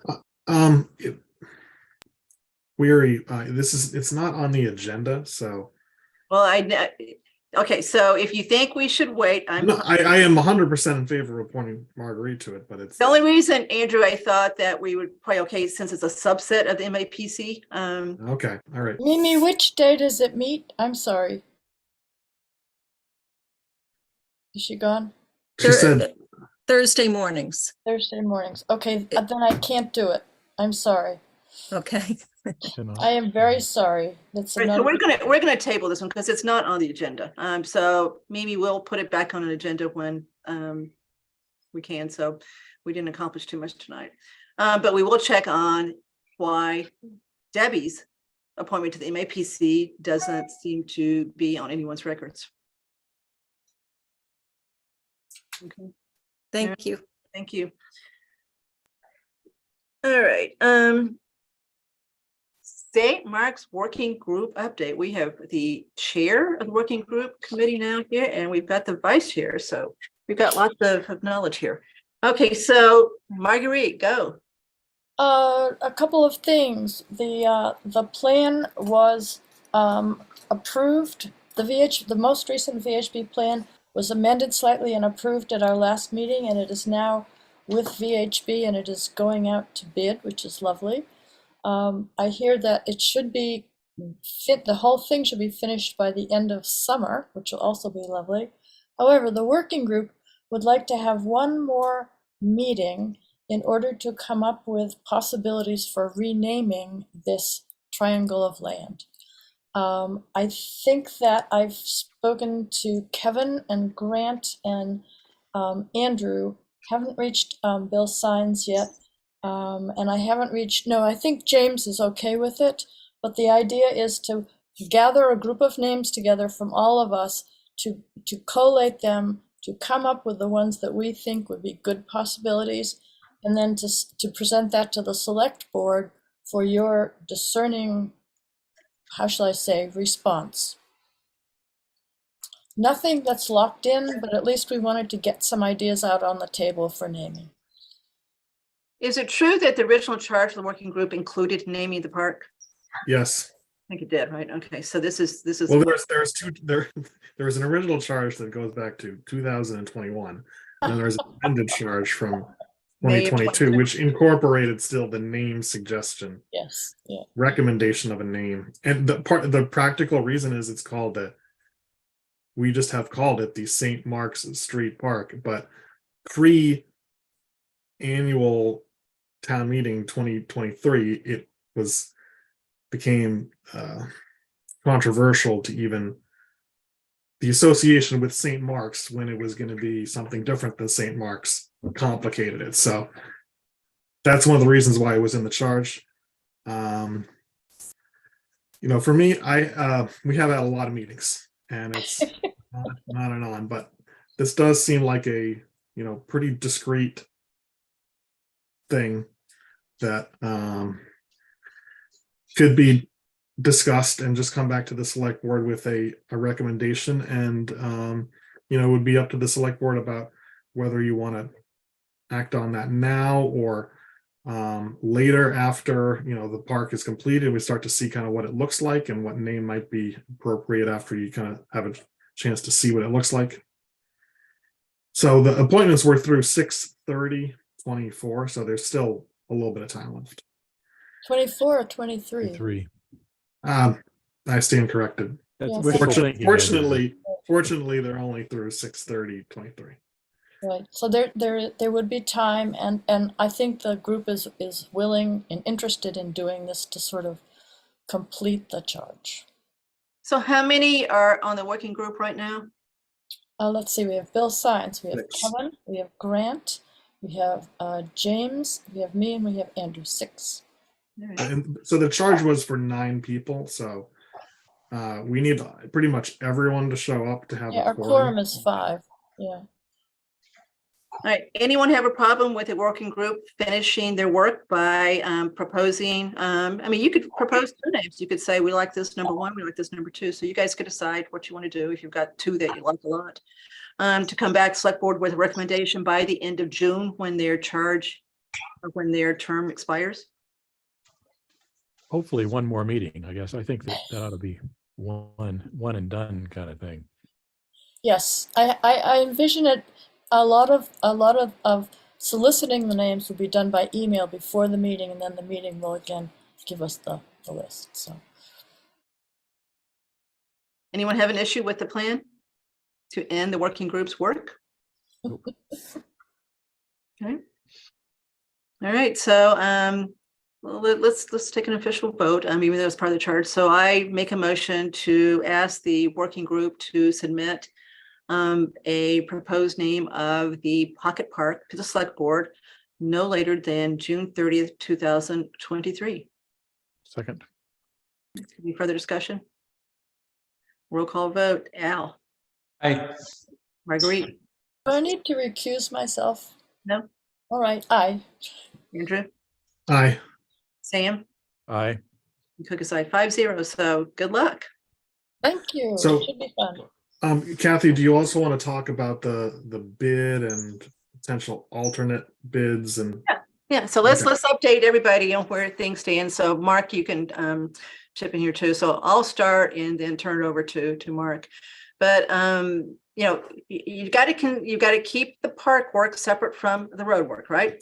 E.H. Perkins has a contract to finish the road. We have yet to bid the work for the park that is capped at $250,000. Of which so far we have spent whatever the cost of the appraisals to do the land swap is. That's where we put that cost.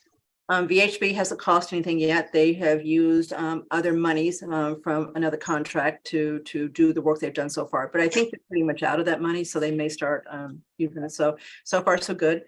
So I think the docs are ready to go out. They've got to go to the planning board to start the process for the site review, major plan site review. So I think that part is in very good shape. The road, Mark is working really, really, really hard with Jay Tellerman. There's a lot of details to get the land swap truly effective legally, and they've got it all teed up. They are knocking it off one step at a time. Mark is going to post this week the required posting to let people know what we're doing as far as the 2 pieces of land. The appraisals came in low, so they came in at an amount that lets us do this pretty simply, but we still have to post this for 30 days. So the actual deed won't be recorded until at least 30 days from the date that he gets the posting done, which I think is on Thursday. So by the end of June, we are expecting the land swap to be totally effective, which then will allow Perkins to come in quickly and finish the rest of the actual road work. Now, in the meantime, they've got the right to go ahead and finish the sidewalk up to the old St. Mark Street and the wall, because that's public property. So they'll continue to do that. They're in town right now working on Cordoval Road. They've still got the punch list to do for the TIP project, so hopefully they can get that done too. So we are pretty close to having a whole lot of work done that we can, I think, be pretty proud of. So, Mark, anything else you want to add to where we stand as far as the actual getting the park work done and getting the road work done? Yeah, I think you covered the majority of it. Like I said, town council is working on that. I think the only other thing is the submittal of the A&R plan to planning board, and working on that as well to define the 2 new lots after the transactions to take place. Yep. Okay, then what Andrew and I talked about is possibly, because everybody, we all love stone walls, right? There's going to be 165 feet already of new stone wall that satisfies, I believe, the planning board mitigation requirement from where the old wall was taken down. And that's going to be the wall that comes down St. Mark's, turns north on 85. The working group wanted more stone walls inside the park. So what we intend to do is basically do a bid alt. So you got your basic bid, and then you add to it a request to add some stone walls to see if we can bring it in still under the 250. So that's the intention as far as trying to possibly add even more stone walls within the park itself. Andrew? Sure. I think it might be helpful for everyone else if Vanessa, are you able to share screen with the VHB plans which were just circulated today?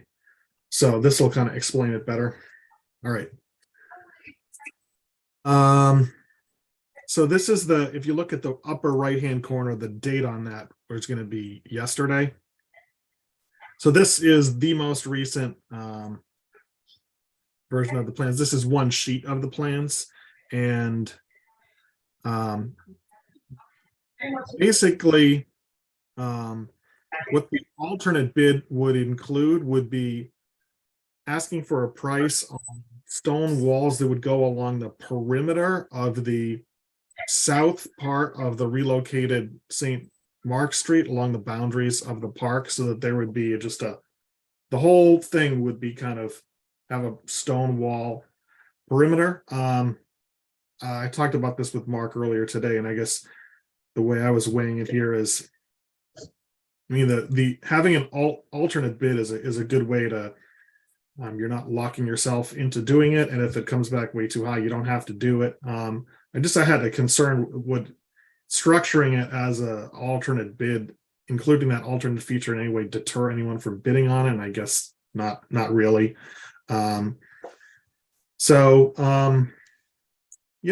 think at the end of the day, here's the one concern I have, which is, I think to do the alternate bid, you need to make yet again one alteration to these plans to actually show in the plan where the new stone wall would be, right? And that's a small amount of work that VHB would need to do. So that would mean, yet another version of the plan. Mark, what are your thoughts on that? To kind of put you on the spot. No, I think you've expressed it well. I mean, you and I had chatted earlier about if you had more than one alternate that you were looking for. You've just got to make sure you prioritize them in the order that you would want them, should the pricing come in and make it favorable for you to do an alternate. But if you're only doing one alternate, that really doesn't matter all that much. I do think that obviously you've got to show it somewhere in the plans as to what that is going to look like if you do have an alternate. So I do agree you'd need to, you'd probably need to just tweak the plans one more time to be able to show that. Mark and Andrew, could I ask if you can stipulate that they use the old stones for these walls instead of new stones and new looking walls? I thought that was the plan. No, but the replacement of the was it 165 feet of stone wall? That's using the existing stones, right? So I don't know whether there's enough of them to complete the rest of the perimeter, though, right? Okay. Well, I know that there was a thought that well, as long as the walls look old, I think that's good. I would just, it seems also that there's is part of the cost of building the walls having to get the stones, and we've got a lot of the stones right there in piles already. I guess that's what I know that several people had said that the older looking walls would be the ones that were the desirable ones. You Not could to put throw a monkey that in the wrench bid document, that's the preference is to make the interior walls match as reasonably closely as possible the exterior ones. Mark, can you talk to Greg about that? Because I mean, they're right. You don't want one side looking one way and the other, totally different. Yeah, we can have that conversation, but I think that the issue goes back to, are we going to have enough stones to satisfy both walls? And I bet not. So ask Greg what he suggests. I don't see how. Okay, sure. Because the previous wall that was taken down was 100 feet. So I can tell you we don't.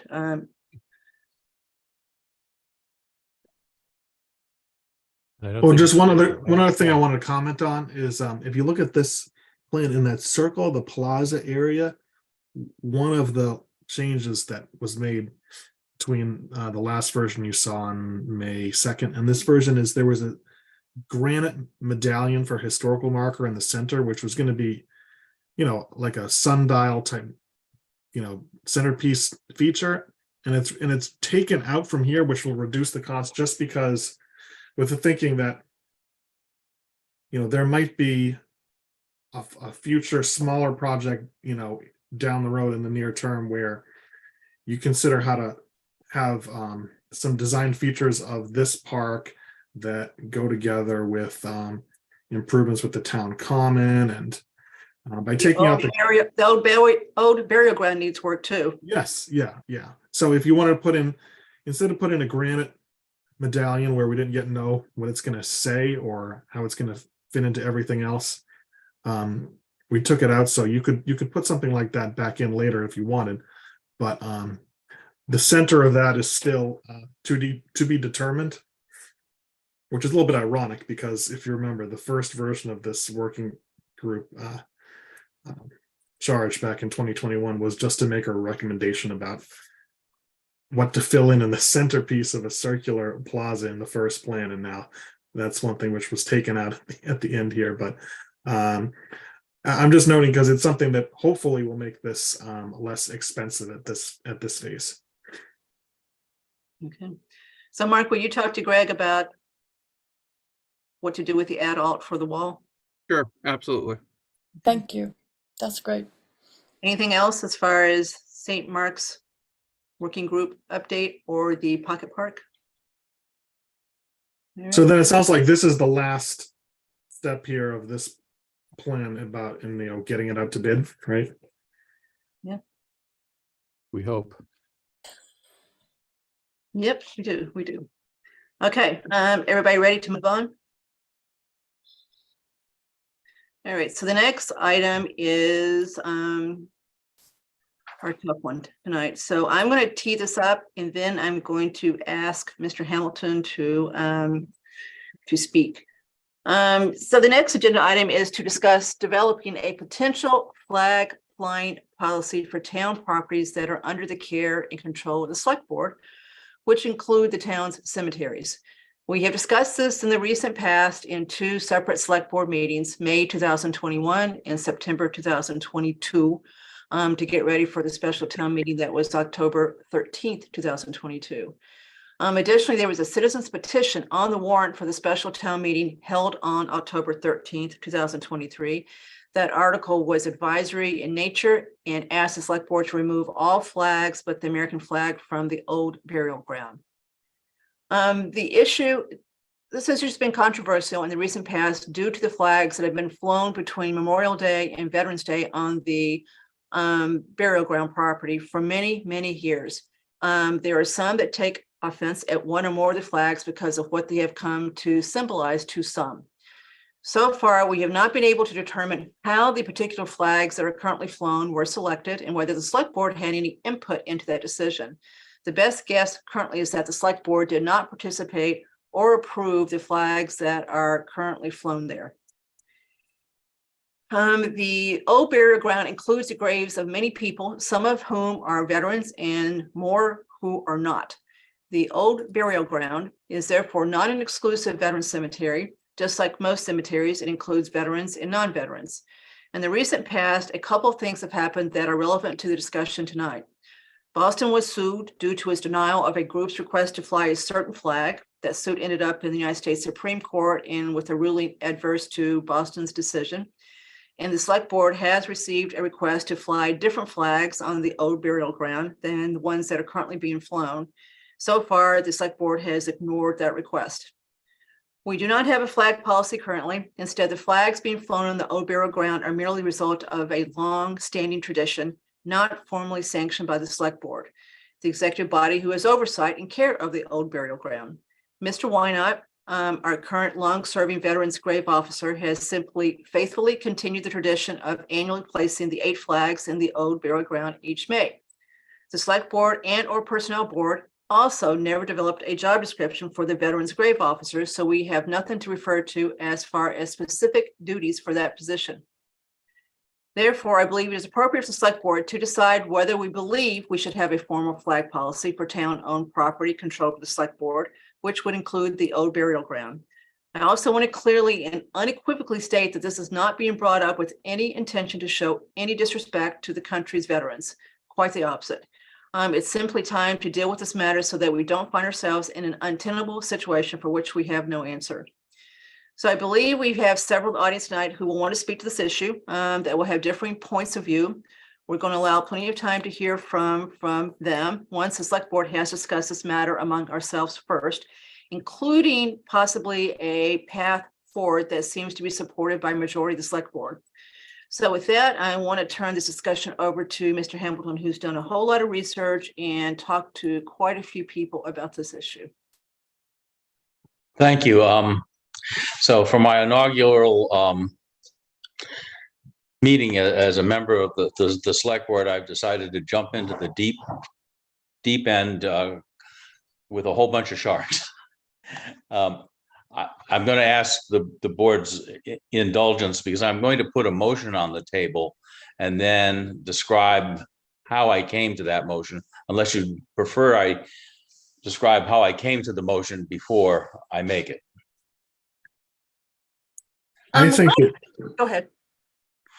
I think if you describe the process that you Yeah, I'd go through the process first. All right, very good. So over the past week or so, I've reviewed the Supreme Court Boston flag decision. I've looked at the state veterans grave officer statute, the town council's opinion on the 2022 flag article, the cemetery regulations, and I've had a review of the relevant town records done. Thank you very much to Mark and Vanessa, who I'm sure have been scurrying around in the dark and dank places. And I've discussed this matter with a number of interested parties, and I've burdened a number of people I've met in my travels, just asking them what they think about this. I want to be clear that when I became aware of this on the agenda. I did in fact reach out to Mr. Wynot and Mr. Kalenda, and they agreed to meet with me.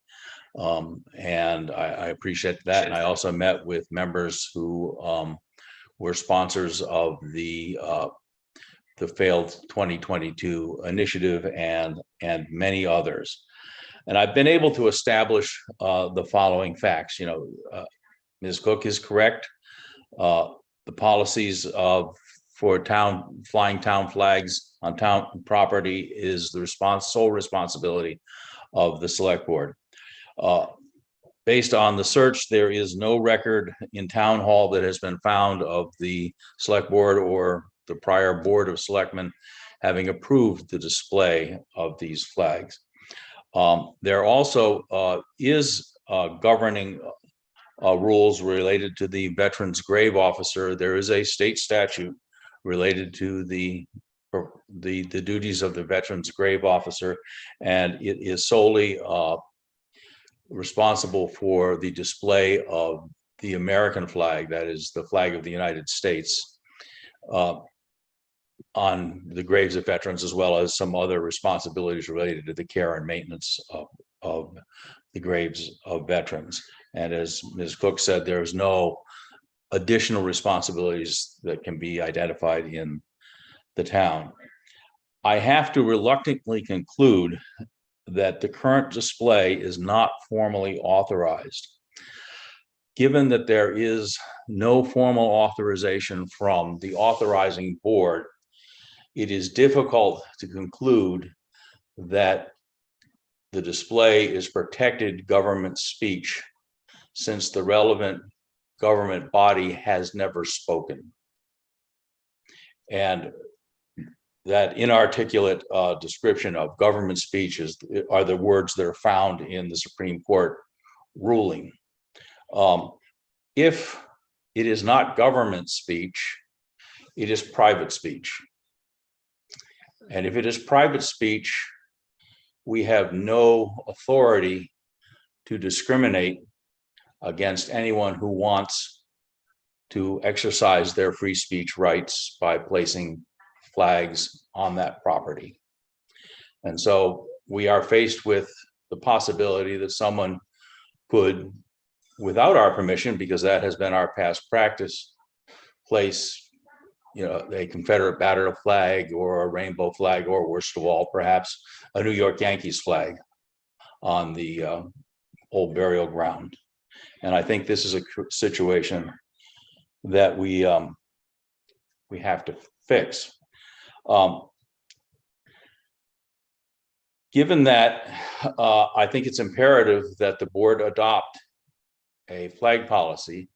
And in the motion I'm going to make is to adopt an interim flag policy and to establish a committee to essentially begin to develop plans for a memorial. In the past, the decision to fly those flags has been made by a relatively few people, and I have been pleasantly encouraged that there are a lot of people who want to participate in some form of memorialization of the graves of our Revolutionary War veterans.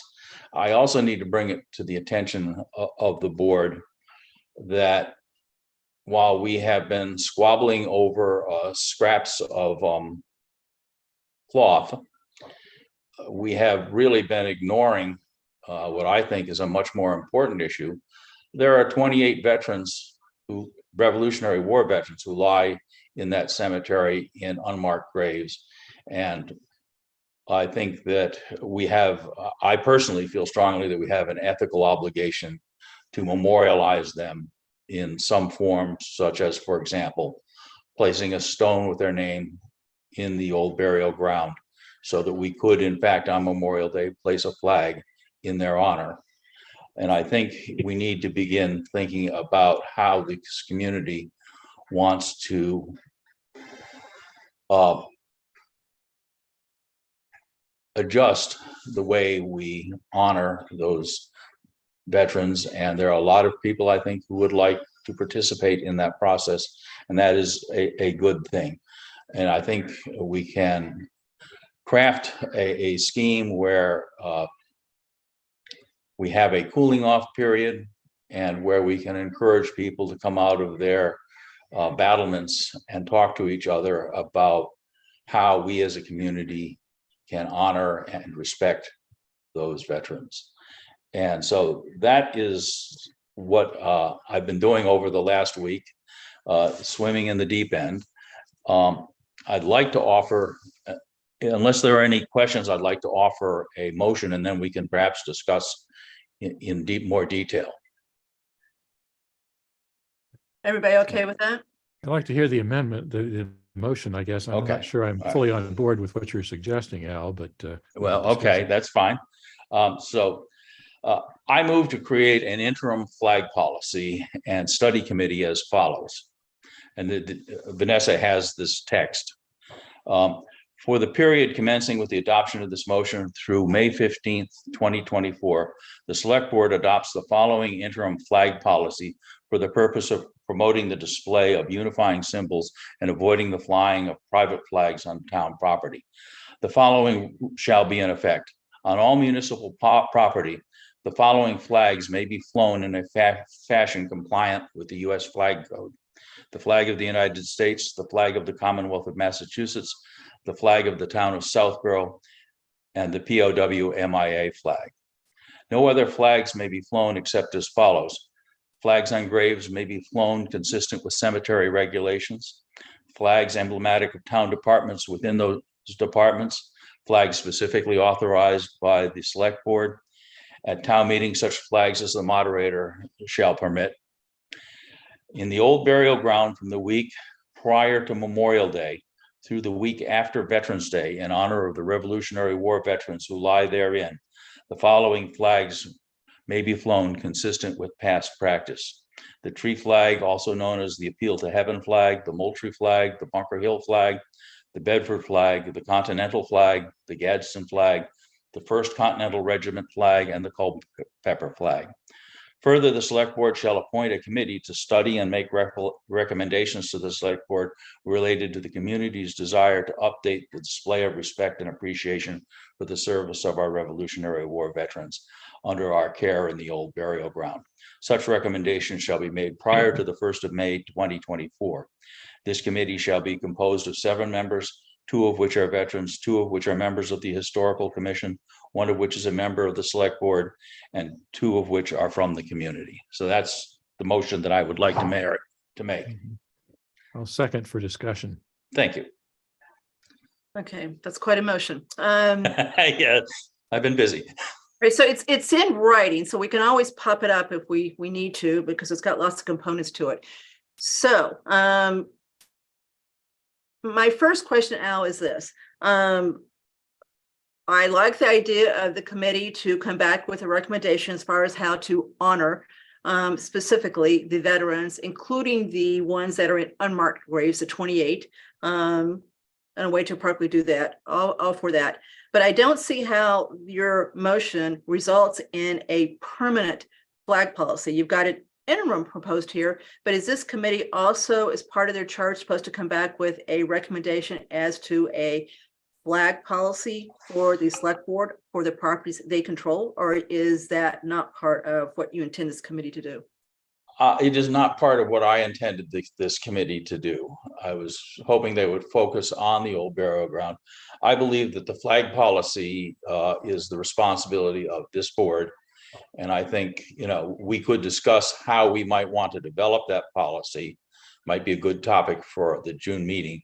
What this does is it puts something in place so that we have essentially moved the current practice from potentially private speech to a clear example of government speech, and thus protects us from unauthorized displays of flags in the old burial ground. I think the development of the flag policy is the responsibility of this board. I think we ought to discuss it, and then if we want to form a separate committee to address that issue, we should do so, because I think they are 2 separate issues. So who would like to start? Andrew? Okay. So I think this is overall I like what you are proposing here because it balances of you keep in place what you have right now for some time period.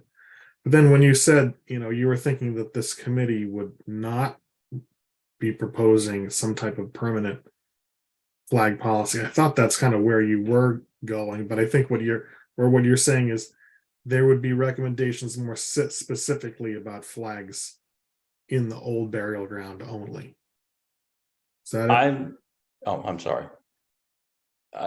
So what I'm thinking about is that I'd like to have a clean slate. And some of the people I have talked to have suggested that flags would be an excellent choice. They simply think that we ought to have flags that are germane to the veterans that lie therein. So, for example, the flag of the 13th Massachusetts Regiment, which is one of the units that many of the veterans fought with, who lie in that cemetery or came from the town of Southborough. Another example, I believe we have people in that cemetery who were in the Navy and having the Union, it's the Union Jack, which is a striped flag with a snake, and don't tread on me, it's a straight snake as opposed to a coiled snake. So there's some work that needs to be done. I had a very pleasant discussion with Ms. Waters, who knows the names of all of the veterans and where they served, and who's, I would hope, would help us with this. So I think that they're sort of two separate issues. One, I think every generation, maybe each generation ought to think about how they honor the veterans who lie in those cemeteries. And I think the act of discussion is in itself a token of respect. And then there is the discussion about flag policy, and that this committee might make some recommendations with respect to flag policy in the old burial ground. But I think we have to also have a flag policy that covers the entire town. And I think, I personally think that's the responsibility of this board. Okay, and just to comment on the form of the motion that you had, I'm glad I see that Mr. Hegarty is here, and I know that in the past when we've done things, I mean, basically what you've also drafted is kind of a charge for a committee, and I know in the past, Mr. Hegarty's had some good suggestions of, ways to make that legally compliant, and do we need to specify a term, and there's some other language I know he recommends in a charge for a committee like that. Okay, I do believe there is some urgency here. I think it's important that we do this, frankly, tonight in some form, as Memorial Day is coming, and I think we want to have, if the flags are returned, they ought to be returned as government speech, not as private speech. When you say the flags are returned, they're there right now, right? Are they? They weren't there yesterday. They are there now. Okay, well, today they're private speech, in my opinion. I don't completely agree, but I understand what you're driving at here.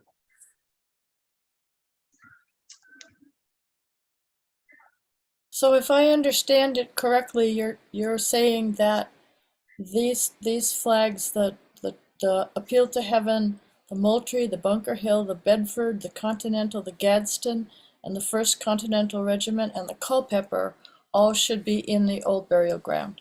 They are the ones that are there today. Okay, so okay. All I'm saying is that is way controversial at this point, unfortunately. I understand. I'm trying to create a cooling off period and where I understand it's controversial. Believe me, I've gotten a earful of it. You know, two of my children are veterans, and I tested this idea on them. One of them liked the Gadsden flag, and one of them gave me a ration of grief on the same subject. Al, it's one thing to say you like the Gadsden flag or you don't, but do you like the Gadsden flag planted in a cemetery that is not a military or memorial cemetery for veterans? It's got the majority or not, right? So is it fair to basically put flags there that are meant to honor veterans, selected by someone a long time ago, we don't even know who it is, versus doing where I thought you were going, which is find a different way to appropriately honor the veterans that are in that cemetery, but not put a set of flags that are quite controversial on a cemetery that is not a veteran cemetery. And on top of that, if you take a look at what's going on around us, other towns don't do what we do with this cemetery. We know that for a fact. We also know that the national cemeteries that are solely for burying veterans, they also have opted not to show anything but the American flag. We know that military bases today have done the same thing because of the same reason we're dealing with, which is you can't control what other people want to do. So therefore you just say, we're going to do the one flag that we know that everyone agrees with. It applies to everyone, so that you don't have this issue about, I like this flag, one child likes it, one child doesn't.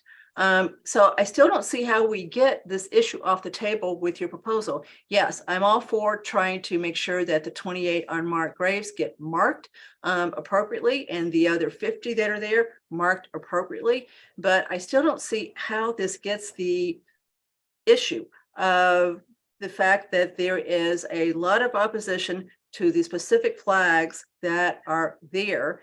And those flags are there not at the behest of select board, but just by, happenstance. Someone decided a long time ago, long before Mr. Wynot took over, that these are the flags we're going to put there, and we just kept going. So at some point, we've got to have that debate about whether those flags should be there or not. And if that's June, that's fine. But then why would we want to keep this policy in place for a year if we're going to decide this in June? Well, of course, this is a policy of the Board of Selectmen, and what the Board of Selectmen can change a policy by a vote of 3. I want to be clear. So I often the way I work is to put words on paper, and then if people want to modify them, move to strike, move to modify. My goal was to create a cooling off period while we sort this out.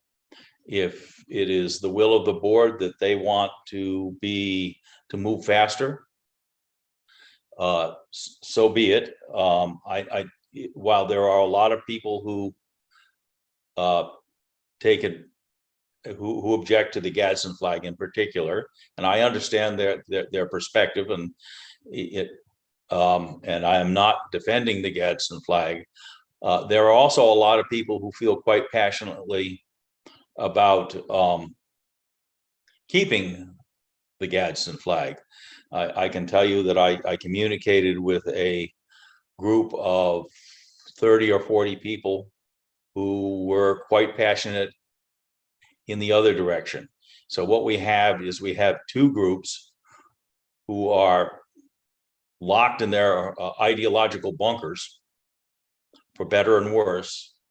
And maybe it was naive of me to hope that we could actually get them to come out of their bunkers and start talking to each other and find out that we actually have a lot more in common than we do. I'm an optimist then.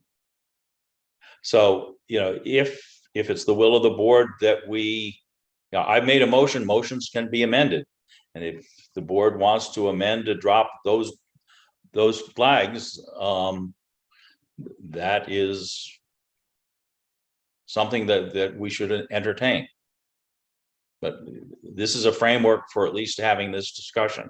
This is, you know, this is a framework I would support.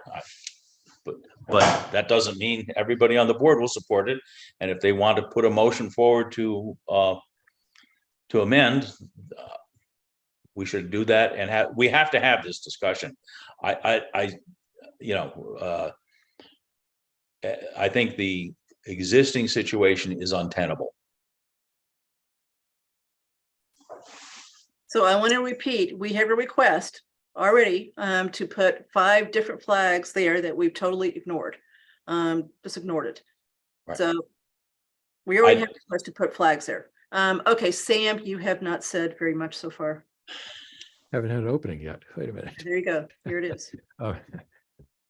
Al, I agree with a lot of what you said. I'm not all the way there. The issue for me, again, is driven by the Supreme Court decision and Kathy's comments about other pending requests. I think we have to do something. I think we need to do something quickly. I would argue that we've had a 2-year cooling off period opportunity here because we've been talking about this actively. And I think all of us have gotten a lot of input directly from the public on this over the last couple of years. And so it seems to me that the key thing is to get a structure, a policy in place that is consistent with the Supreme Court decision, that gives the select board control over the process here and avoids what I think could be far more problematic requests without this policy. So that to me is a lot of pressure. I think that, again, the committee is a good idea, but I think that's a separate issue from the flag issue. And I certainly support the committee to find ways to, again, honor the veterans buried in the old veteran burial ground. I think that could be done as part of this or separately. I'm less concerned about that.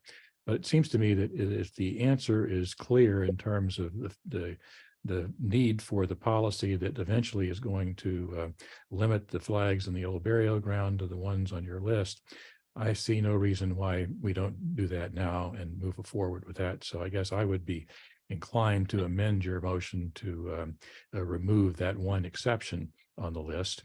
And I also have a few questions about the other exceptions about, you know, does leaving the select board's discretion on there leave the door open for us to do something that, again, creates a problem in terms of the First Amendment issue there? I don't think so, but if we actually approve something with that in it tonight, we could always make a change later and think more carefully about it. I think the pressure on us is to actually get something in place ASAP here. And so I'm less consumed by that. But the one amendment I would consider is to remove that exception. I'm also interested certainly in hearing what the public and the attendees tonight have to say about that. But again, that's sort of where I'm leaning in terms of the process here. Sam, be clear, what exception? Are you talking about the 8 flags? The 8 flags, yes. So the old burial ground exception. Yeah, and so my thought is that to support this without that 1-year hiatus here, and without making it an interim policy, make it the policy basically. But you're asking to, in other words, to be allowed to fly the tree flag, the multi, the bunker, the bell. No, I'll be saying take that out, Marguerite. them Take all that out. out. Okay. Yep. Yeah, So just the American flag, basically. just the American flag, military flags, and the other language in there. There's one pole in that cemetery, and that's where the American flag goes. The other ones are just stuck in the ground. Yeah. So go ahead, Sam. Again, that to me sort of gets to where we need to go. And I, again, am not compelled for a delay in that process here. I think that makes a clear statement and deals with the other applications that we have and others that might come in over the next year if we delay for a year here. So it sounds like you would like to offer an amendment to my motion to strike the words interim and the period, and then remove the old burial ground exception. That's correct. And again, I'm willing to listen to any new thoughts. And again, I see the folks in the audience here. I think we've heard from almost all of those folks in the past, but clearly they need an opportunity to make their statements. Andrew? Okay, so just to jump in here, I mean, I think basically the amendment that you're talking about is one that basically kind of kills the main idea behind Al's kind of compromise solution, which I like. And just kind of 2 points of it is a valid point to make that, you know, the old burial ground is not a veteran specific cemetery, but I mean, if you go there, the flags are in a perimeter around right at the base of the center American flag. There is a plaque that says dedicated in honor of Southborough's American Revolutionary War veterans 1775-1783 with eternal gratitude to those who made the supreme sacrifice. List 3 people, erected by the Southborough Veterans 2022. So these are flags that are not taking up the entire old burial ground, just one in one specific place. And you know, this is one of those difficult issues where you got to kind of balance what your own, you think, you know, how you personally feel, but also being sensitive to how the community feels as a whole. And the last time that we considered this in September 2022, right, that was right before the special town meeting vote on the citizens petition articles. And the thing that we were considering in September 2022 was to refer it to the historical commission that time for a recommendation about what type of flag should fly in the old burial ground, etc. And I think, at least in part, why, you know, I didn't support that at that time, I think it was a 3-2 vote, was we had a special town meeting coming up in only a couple of weeks. It made sense to see how the discussion went at the special town meeting, and the vote at the special town meeting seemed pretty clear. It was clearly, I think, in one direction. So I would not be in favor of kind of a vote tonight to which I think is what you're suggesting, is to remove those flags where, you know, it's the first vote of this board. It's right before Memorial Day. So I would caution against that. So I actually agree with Sam's suggestion. I know it's tough. I can tell you, I personally don't have a problem with any of these 8 flags. I don't know very much about them at all. There are certain flags that would greatly offend me, as probably every single person here, if they were planted there. But I just don't know much about these flags. So this is not a personal thing. I'm not offended by these flags. However, I am moved in large part by the fact that the U.S. government, at its veteran cemeteries that are truly veteran cemeteries, Bourne, Gettysburg, Arlington, whatever, and the fact that at military bases now around this country, they only fly the American flag for the same reason we're talking about tonight. I was told over the weekend by someone who's in the Coast Guard that people were bringing in flags that were just inappropriate. So they said, enough. We're going to fly the American flag because it applies to us all. So to me, that's what is compelling to me. I really like the idea of the committee to come back with recommendations how to make this cemetery what it should be as far as who it should honor. I am all for that. I think that is a better way to honor the veterans anyway than these flags that are put out for 6 or 7 months a year. There's a lot of people in this town. I don't know what the numbers are but Andrew's point is well taken. Town meeting, it was an advisory article, but was an overwhelming vote to defeat that article, which asked to do what we're talking about, only put the American flag there. That article failed by a large margin. And you can argue that, well, the audience was stacked with military supporting people. So what? It's still town meeting. The other side could have gotten more people to come to it too. Town meeting did not agree with what we're talking about tonight, but I still think this is our job to try to pick through all this and do what we think is overall the best thing for where we are in 2023, which is not what the world was like 20 and 30 years ago, for sure, as we all know. So it's tough, and Andrew, you're right. It's a tough time to vote tonight, a week before Memorial Day. So I agree with that too. Marguerite, you want to add some more to this? And then we'll bring some people over and I am totally confused. There. go ahead. That's all I want to add. I can see both sides equally, which is no help to anybody. All right. So why don't we bring over a few people? And If I may, I personally think in light of the Supreme Court decision, we do need to act. And we need to have something on the books. And because I think bad outcomes could happen. So, and, I've offered one thing, but I think, at the end of the day, we got elected to make tough decisions. yes, we did. Okay, so I'm looking at a couple of hands raised. So why don't we bring over Mr. Kalinda and Mr. Farrington? I think we're going to get 2 points of view there.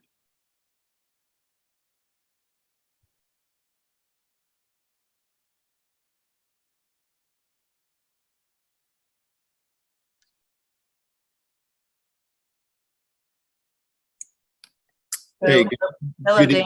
Hello, Hey. Grant. Dan, why don't you go first? Introduce yourself so everybody knows who's talking here.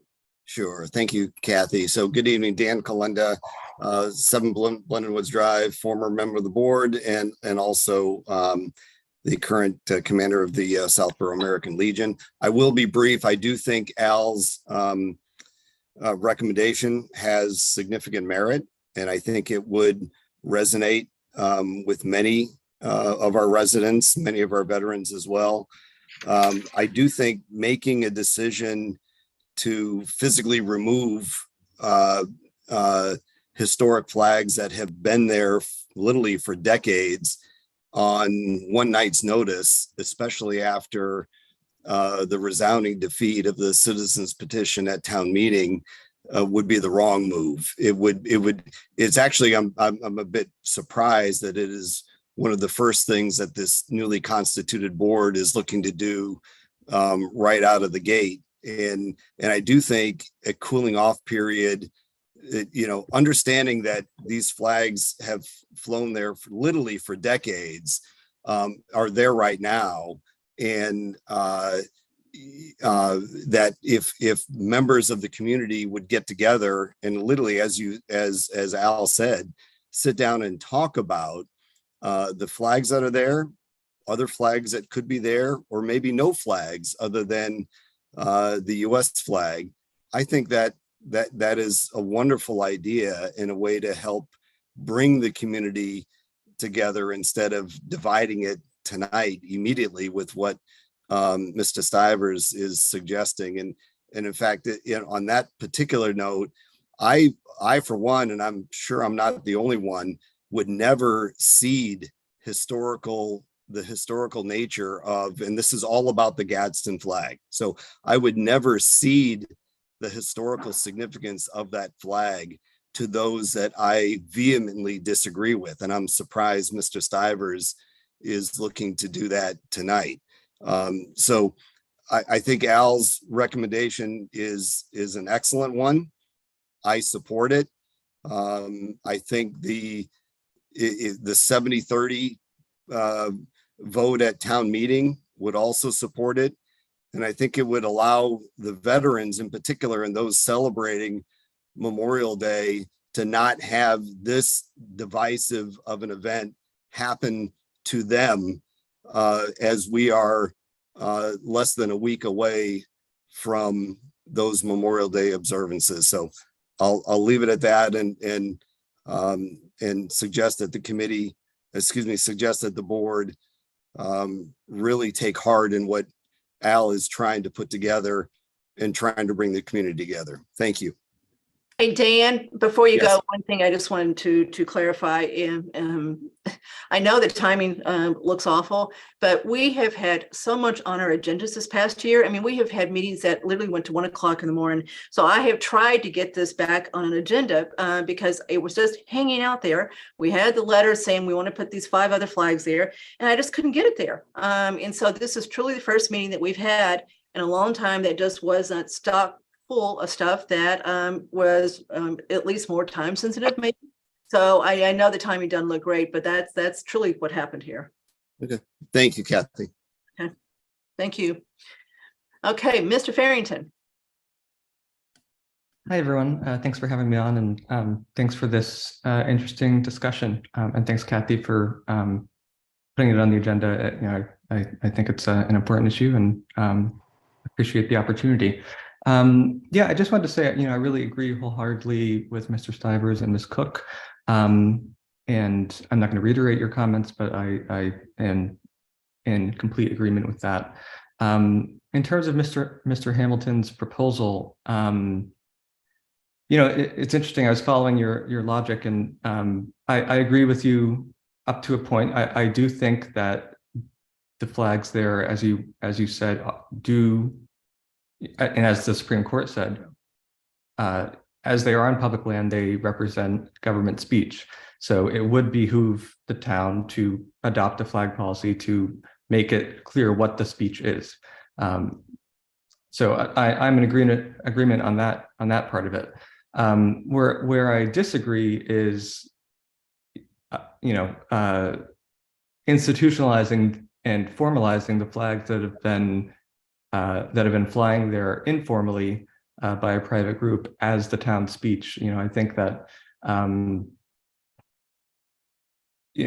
this is obviously a controversial issue. I'm not going to get into each of the flags, but each of the flags has their own symbolism, and that symbolism has changed, especially in the last 10 or 15 years, and especially in the last 2 or 3.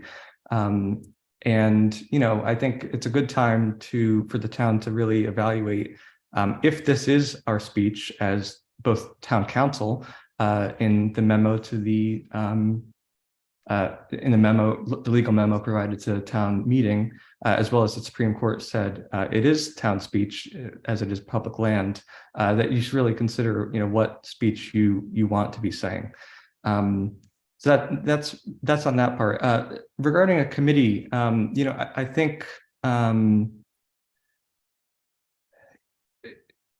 preserving the status quo while the committee works on it is really, I think, kicking the can down the road. The select board is going to have to make the decision no matter what. A committee would recommend something to come back to the select board, and we'll be back here in a year or 2 years or however long, to discuss the same matter. And in the meantime, the controversial flags will continue to fly, and the town won't be, what I think will be subject to potential litigation due to not having policy in place. I'm not sure how long the committee timeframe would take place, but in my experience with some of these kind of ad hoc committees that are formed, it can go on quite long. So that's about all I have to say. I would urge you to adopt a policy. I do think that, as a member of the Historical Commission, Historical does have some insight to provide here. So I'd have to imagine, but I have not talked to my other members, that they would welcome the opportunity to comment on it. But thank you for your time. Thank you, Grant, as always. If I may correct a misconception, sir. At present, I do not believe the flags as they fly today are government speech, because no competent authority of the government has authorized that speech, and hence the government has not spoken. And if the government has not spoken, it cannot be government speech. I believe that town council's opinion was based on some erroneous assumptions. If you can explain to me how the government may speak without speaking, I'd be eternally edified. Sure, I'm happy to explain. Essentially, by allowing flags to fly, you are tacitly endorsing the speech. By not having a policy or a Boston, I'm sorry, sir, but Boston allowed the flags to fly without endorsing them. Well, and then they refused the group that wanted to fly them, and and because of that, they got into this mess, right? But by One of my goals- by allowing the public land to be used for, allowing private groups to fly flags on public land, you really are allowing a forum for speech, and it opens up, I think, a whole can of worms. So I think I think you've just agreed with me. Thank you. I don't think so, but it's okay. So Grant, always thank you. Thank you. Hey, Kathy, Yes, sir. just to clarify, Al, it is my understanding that your proposal for the committee is actually not aimed at addressing the flags. It's aimed at addressing it, honoring the veterans that are buried in the old burial ground. So if we actually were to approve your motion here, the flags in question here would actually go away after a year, and we would have recommendations relative to other ways to honor the veterans in the old burial ground. Is that correct? Yeah, the board would, of course, have the option to, at the end of the interim period, make whatever flag policy it wished permanent. Right. And the committee might make a recommendation relative to a set of flags it wished to fly at the old burial ground, or some other expression of our respect and gratitude. So that's not what Sam said, Al. He said they automatically go away after that year, and they don't. We've got to have a policy to say they go away. So it really is two distinct things. There's a committee I agree. that deals with the appropriately honoring the veterans that are in the old burial ground. To me, that's almost a no-brainer to do that. So I think you've got agreement on that, Al, from what I can tell. So then the question becomes, do you want to amend the motion on the table? Well, Dan Kalinda just influenced me quite a bit. I mean, this really is kind of a stinky night to do this, given what's going to happen in 6 days. It is, I don't mean to be disrespectful. Again, this timing was not done, on purpose to be 6 days from Memorial Day. It just is. But I don't want to wait a year either. So I would be willing to compromise and amend the motions to say that we are going to take this up in June. And we are going to come up with a permanent policy that would replace this interim policy. The flags are up right now.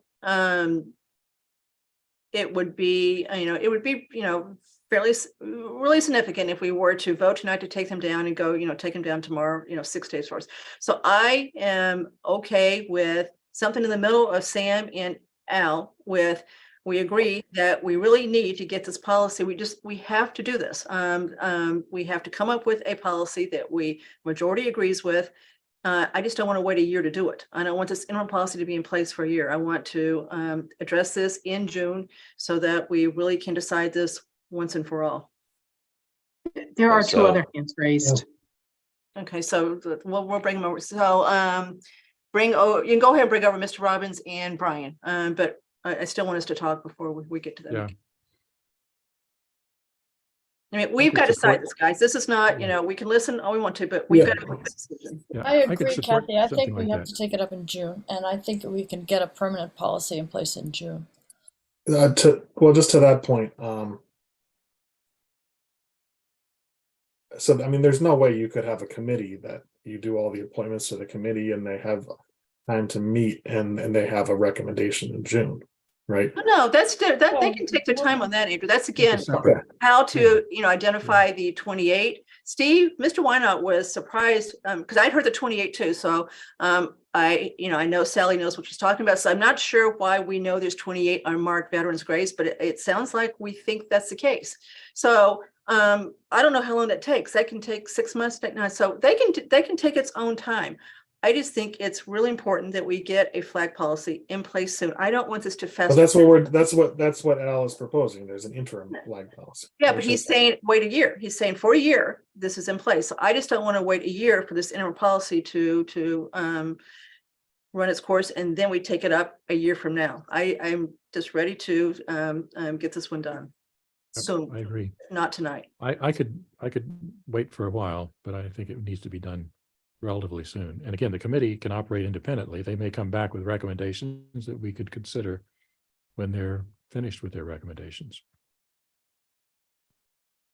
And that recommendation that they come back with has got to be consistent with the flag policy we come up with. They can't come and, we've got a flag policy and come back and, recommend something that's contradictory to it. It's got to be something that works with whatever flag policy we do end up agreeing to. Hi, Brian. Hold on a second. If I can just say something, and I'll say it for you, Brian, too, that there have been so many photographs of the Gadsden flag being used by groups of people who are trying to destroy the American government that I think a lot of people find it hard to look at it now without thinking that. So how can you answer that objection that people have? If you look at the January 6th they were carrying that flag as they broke into the Capitol building. So how can it be made so that people won't think that when they see it? Well, I think that, and it's a valid question. I think that the Gadsden flag represents different things to different people. And the historical value for the military, people that actually had the flag on their ships, that meant something to them. And they look at the insurrection that happened at the Capitol as something of a media frenzy type thing that, there were Iranian flags there. There were all sorts of different nation flags, as well as the Gadsden flag. I think that it has a true deep meaning to military people that served in the military and understand what it stands for them. So for the public to actually see it in a negative way, I don't disagree with what they're saying. I totally agree with what people see and what the media has presented. However, from a military standpoint, and having served in the military for many, many years, I can understand what the meaning of the flag is to individuals that served in the military. And I don't think that they're trying to fly that flag in that cemetery as a symbol of hate, but as a symbol of respect to the people of the military, even though it's not a military cemetery. Now, getting back to the legal side of it, policy should be written. I've assisted in writing flag policy for other towns. And I think that it doesn't take a year. It could take as little as a few months, and you can have a valid policy that you can be proud of and you can present, and everybody will be in agreement with. That's my What other opinion. towns, Brian? What towns? I serve Hudson, Berlin, Bolton, and formerly Northborough, Northborough, Grafton, and Shrewsbury and Westboro. Wow. So I'm So- those are different towns. And, I've had input into policies for the flag policies in them town. It's imperative that you have policy. Without it, you're running blind. And it's imperative that it be done quickly because this issue has gone on too long and you've heard about it too long and we've heard about it too long. And I also agree with Mr. Hamilton with saying, okay, both sides need to come to the table. I've talked to both sides and I agree that, if you design something that's offensive to one, it's going to be receptive to another. But if we can come together in some way, I think that we can all agree that even if it's not flown there, it's okay. But this is my opinion on the graves that are there. The graves that are unmarked, they should be marked. And they can be marked through the Veteran Service Office. We can get markers for each individual grave there once we get the information on those individuals, and we can apply for markers for them as a group, or we can apply for them individually through Quantico, Virginia. And that's where we get our grave markers from. And no one's disputing that, but I think we're there on that piece of it. So the towns you just mentioned, isn't it true that their flag policies only basically are the American flag? Correct. Now, I wanted to mention the other thing that I heard about the graves officer. Now, Steve's done a great job. I don't dispute anything he's done, except that the fact that the graves officer position is governed by Chapter 115, MGL Chapter 115, Section 9. Section 9 outlines the entire responsibilities of the graves officer, including the flags that we have to put on graves each year, mandated by law, reimbursed to the town from what we pay out for the flags. So those flags that go on individual graves are US flags, and each grave should get one. That's the law as written under MGL Chapter 115. So I just want to make a few clarifications, and if anybody was confused on where we're going and where you're going, and if you have any other type of discussion that you'd want me to be a part of, I'll be happy to join in. We may very well take you up on that. That was very helpful. So thank you. Thank you. Okay. So Mr. Robbins. Yes, good evening. Can you hear me? Yes, we can. Well, what a topic. First of Really? all, I want to thank you all for taking this very important issue up because it has incredible concern by different members of the community. And I think it would be a gross misjustice of a town who voted strongly to sustain the current system at town meeting. I can't even imagine us making a decision that would be contrary to the overwhelming votes that were taken there. It would create undercurrents and upset people that would find they've been misrepresented. I also want to thank Brian Stearns because I've learned a lot because he understands the system by which communities address this flag issue. And with that in mind, I want to say, I don't care how long this takes. We've got to do it right, and we don't need to rush it. We bring the parties together to have a solid discussion about it and address the issues. The other thing that I find disturbing is we have an individual, Mr. Weisham, who's chosen to use the Gadsden flag as a racist flag, and that all people who associate it with are racist. It's creating anger and hate in the community about this issue, and it's polarizing people, and it's not constructive language. If you look at the history of the Gadsden flag, all flags revolve around varying moments in history when they are used. The original intent of the flag was to make a point to the British. And then it's been used in different manners. And oh, by the way, states allow the quote of the Gadsden flag, "Don't tread on me," on license plates. There's a Black leader in the South who used the Gadsden flag to let the developers know, we don't want you to destroy our community. So different communities, different races use flags in different ways. If we follow this business about, oh, he carried the Gadsden flag, so we got to get rid of it. Well, let's eliminate the American flag. It's got all those racist stars of states that were racist. So they burn the flag up. People burn that flag up on a regular basis, and nobody's complaining about that. But I want to say that comparing us to the federal government, this is a town, we're not the federal government. I don't want us to make decisions based on what they're doing. They have thousands of people buried here. We're not going to have a policy that puts aside, I mean, Peter and Donnie Fana do all the flowers down at that grave memorial site in town. Well, you know what I learned the other day? The flowers are provided by people whose names are up on the wall. So we're going to go to a federal policy and start changing everything we do based on some national policy system. We have a unique culture in this town, and we need to sustain the spirit of the families who buried its family members or relatives, nurture it, and stop comparing us to the federal government. This is our town, nobody else's town.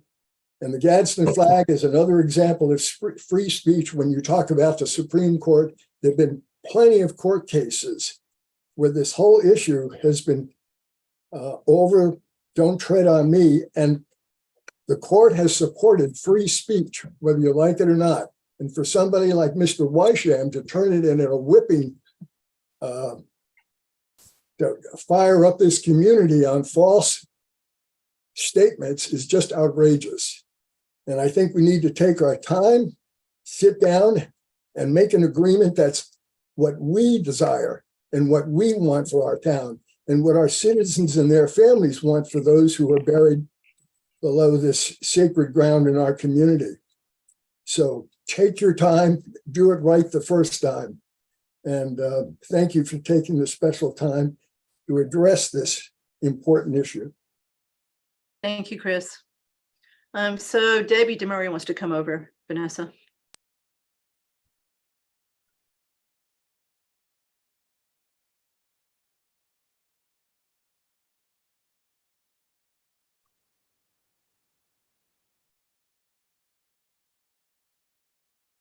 There she is. Hi, everybody. Debbie Demuria, 58 Flag Road. I just want to say this isn't really about the federal government. And I love these hearings because it truly gives us an understanding when we hear each other and listen to each other. And I just learned something very important from Mr. Stearns.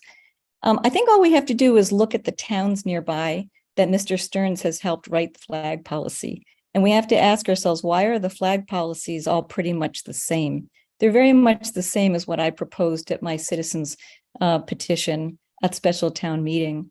I've proposed and sent to the board a couple of policies that I thought were really suitable for Southborough.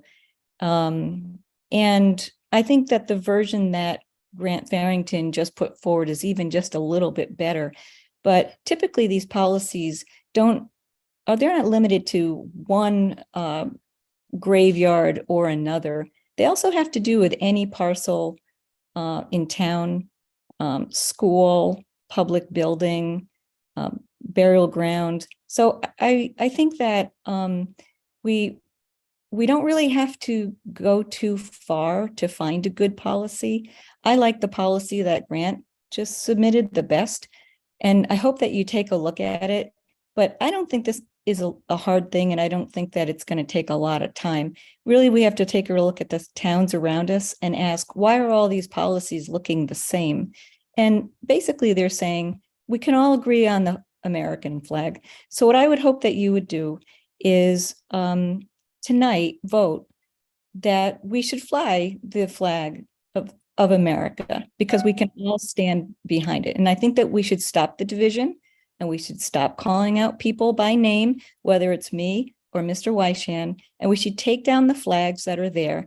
We have to remember that we do have a request to put up some flags by an individual, but I'll have you know that when I was right after I presented my citizens petition, I had 3 or 4 people that came to me and said, I'm going to also put in a request to the town. Some of them were town leaders, by the way. So I feel very much a sense of urgency that you vote tonight, that we have a one flag policy, and that you also vote to take down the flags that are up illegally in the old burial ground. So thank you very much.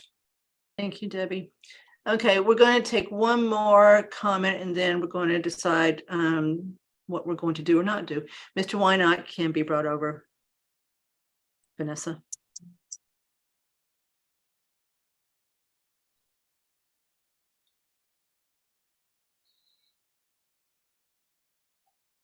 Am I there? You are here. Yes. I'm absolutely stunned at that last comment that Mr. Mura made about illegal action. I'm stunned that in the conversations I've had with a couple of you folks that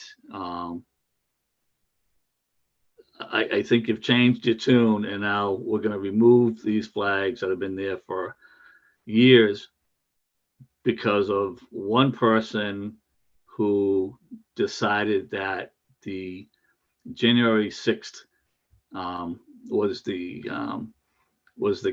trigger point of hate for the Gadsden flag. And following a tradition from my predecessors to now, to honor those that are in the Revolutionary War cemetery.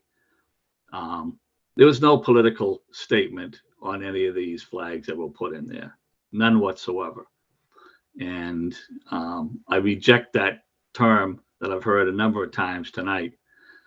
I'm also kind of stunned that there are now 28 more veterans in that cemetery that nobody got. At the first I heard of it was, I think, yesterday. Today. Was it today? I think I heard it yesterday. Right.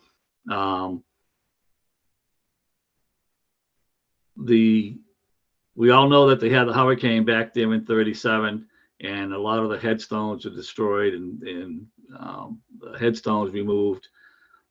They did the ground search, so they know there's somebody in there. There may be bodies that are buried somewhere in the cemetery, but I had the historical commission, the new chair, come up to me at the town meeting at the polls and say, we need to talk. And that never happened. There hasn't been any talk.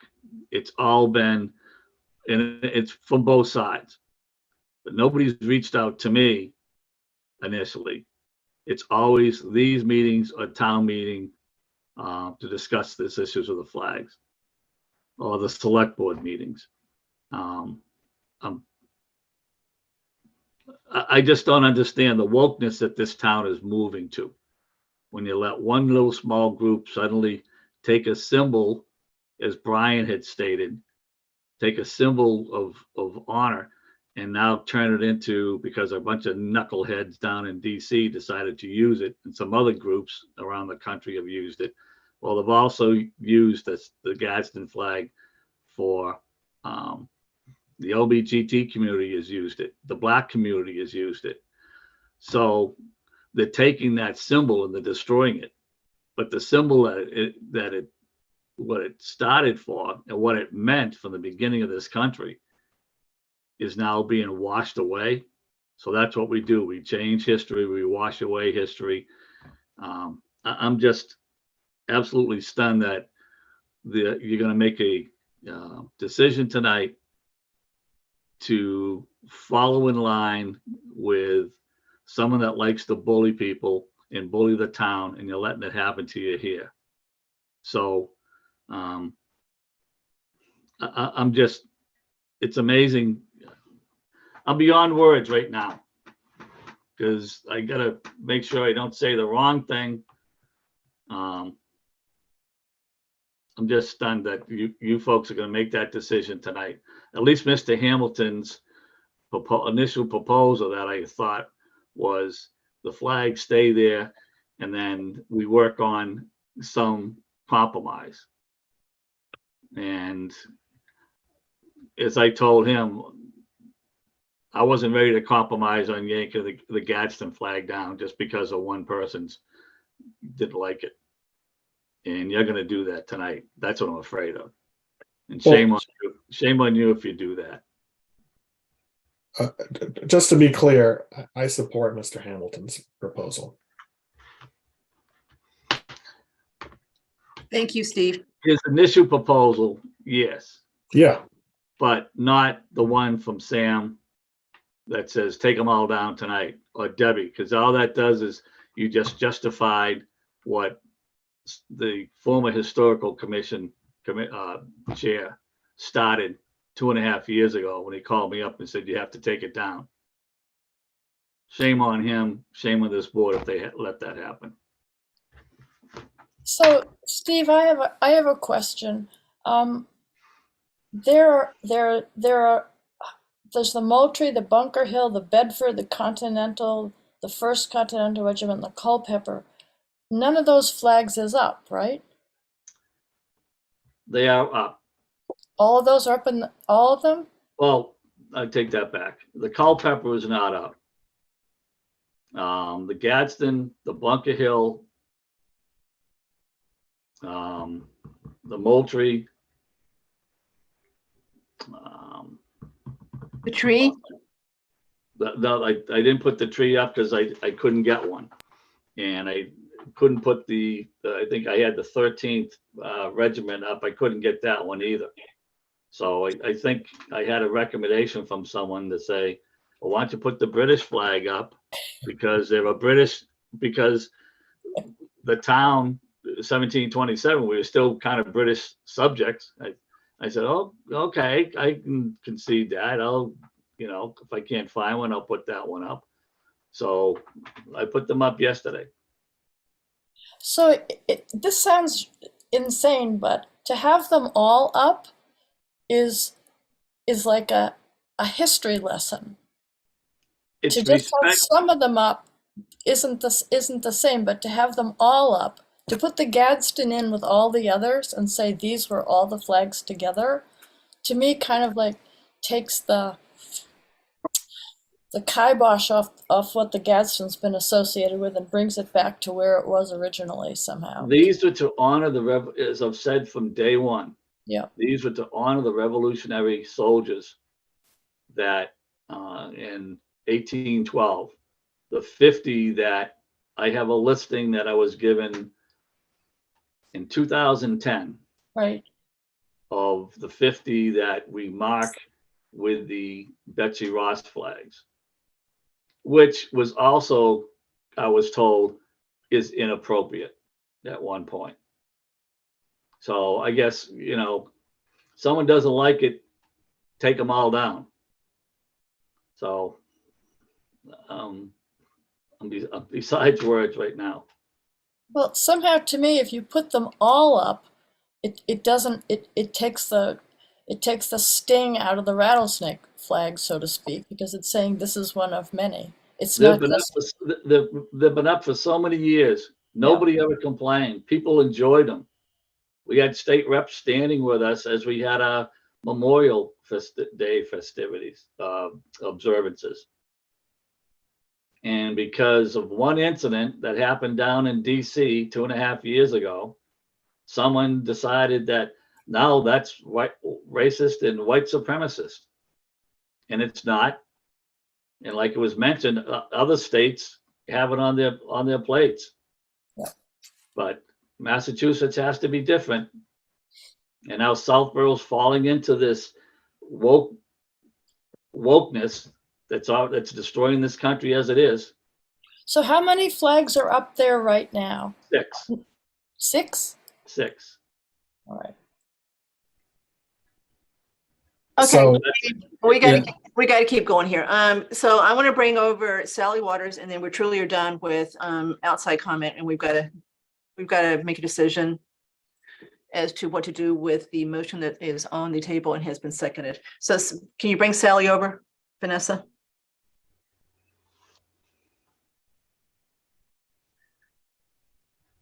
Hi, Sally. Hi. I just wanted to address a couple of things. Steve just said the first he heard of the 27 unmarked graves, 25 of which I have documented. The other 2 I have not yet been able to document. He said that was the first he had heard of it. Well, I guess when I spoke on this same subject, was it 1.5 years ago or 2 years ago at a select board meeting, and he was added, it was a virtual one. I guess I didn't make much of an impression because I did say it at that time. And as to trying to put markers up for those people, as Brian mentioned, we don't know where they are. We just know they're somewhere in the cemetery. So it's lovely that the Veterans Administration will, or whatever group it is that does it, will do that. But I think there might be a different way that it should be done. And just one other thing, it isn't the "don't tread on me" that most people find objectionable, because that also appears on other flags, such as the Navy Jack. I think that the people that do find the Gadsden flag objectionable, it's the yellow flag with the snake, with the "don't tread on me." Just to clarify that, there are lots of others versions of flags that have "don't tread on me" that are not necessarily objectionable. And that's all. But I did want to say that I had informed people about those unmarked graves quite a couple of years ago. Okay, thank you, Sally. Thank you. Okay. We've been talking about this for, I think, an hour. Al, you've done a whole lot of work on this. I want to go back to your proposed motion that has been seconded. I still think that there is support for the first part as far as the committee goes. I don't think there's an argument there as far as coming up. So maybe what you do, if you can't find the 28 or 27 graves, you do something, you know, in one place for all of them to know them. So that committee can come up with recommendation for that. My issue is I just don't want to wait another year to come up with a permanent policy. I don't want this fester for a year. And I'm willing to wait to get beyond Memorial Day for sure. But I just think we've got to come up with the permanent flag policy for those properties that the select board controls sooner than later. And we've got to do that. No one else can do this for us. We've got to do that. I don't want a committee for this person. I want us to do it. We know enough to do this. I don't know what else anybody can tell us as far as what's out there. Sounds like, well, it does sound like maybe we've got a person, Brian, who has done this a lot with other towns. We could start him again. But I don't want to wait a year. That's my issue as far as truly trying to decide where there's a majority viewpoint as far as a flag policy. So Sandy, you said you support out. Do you mean you really want to wait a year before we really bring this up again? By the way, it looks like, did Sam disappear? Where's Sam? I don't know. Did we lose him? He's now in one of the attendees, I think. Is that? So Kathy, what I think you're proposing is to amend my motion to change the date of May 15th, 2024 to perhaps July 1st, 2023. Or August 31st or September 30th. Whatever Okay, you think we need. I just don't want to, I really want to get it done. So then we've got a lot of things in front of us here. I just don't want this to continue to fester. All it's going to do is fester if we delay it for a year. I'm good with that. I mean, I think the first thing we need to do is not pull the rug out from under this year's Memorial Day. I can support that. And, you know, so would there be a motion to change the May 15th, 2024 to August 31st, 2023? September 30th. September 30th. Okay. Andrew is saying that, amend the motion, and I would second that. Okay, so there's a motion to change to September 30th.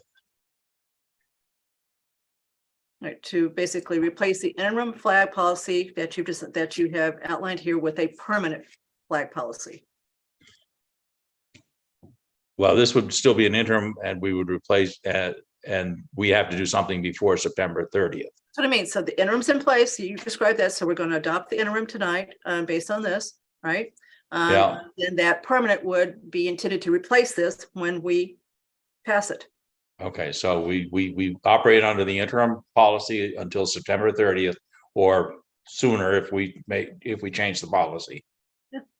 Yeah. Could I also make another emendation? The protocol, I believe, correct me if I'm wrong, Kathy, is we have an amendment on the table. We have to vote on that amendment first. Well, I'd like to put in another amendment after that then. Okay. So, And Al, would that then keep the committee proposal in place, and that committee date would still be 2024? I think that could work. Yeah, that's fine. I mean, give them the time they need to do that piece of it. Yep. I'm good with that. You know, Yep. so Okay. okay. And I would support that amendment. And then Marguerite, we could amend further if we pass this amendment. All right. Okay, so let's vote on the amendment to adopt Al's proposal. Go ahead, Andrew. Can I make I don't know if we need to follow like this. It's like a town meeting format with the motions. Why don't we just begin with like a clean proposal, right? Do you know what I'm saying? Like Yeah, you but this is- brought up what you wrote before. This is long, what he wrote here. So Yeah, yes, okay. I think we Um, agree. all I'm saying is- every time, every committee I've ever chaired, we sort of follow the Roberts rules, you know, but you know, if the board wants to do something different, that's fine by me. I think that's a better way to do it. Is to go ahead and pass this, right, with the amendment. Agree, Sam? Yeah. And Wait a then- second. Now I have another question. Wait. Time out. We still haven't voted on the First Amendment that's on the floor. I can't vote until this question gets answered. Okay. What's your question? The last paragraph of this, is this, Yeah. am I voting for the last paragraph? Which to me is a separate thing.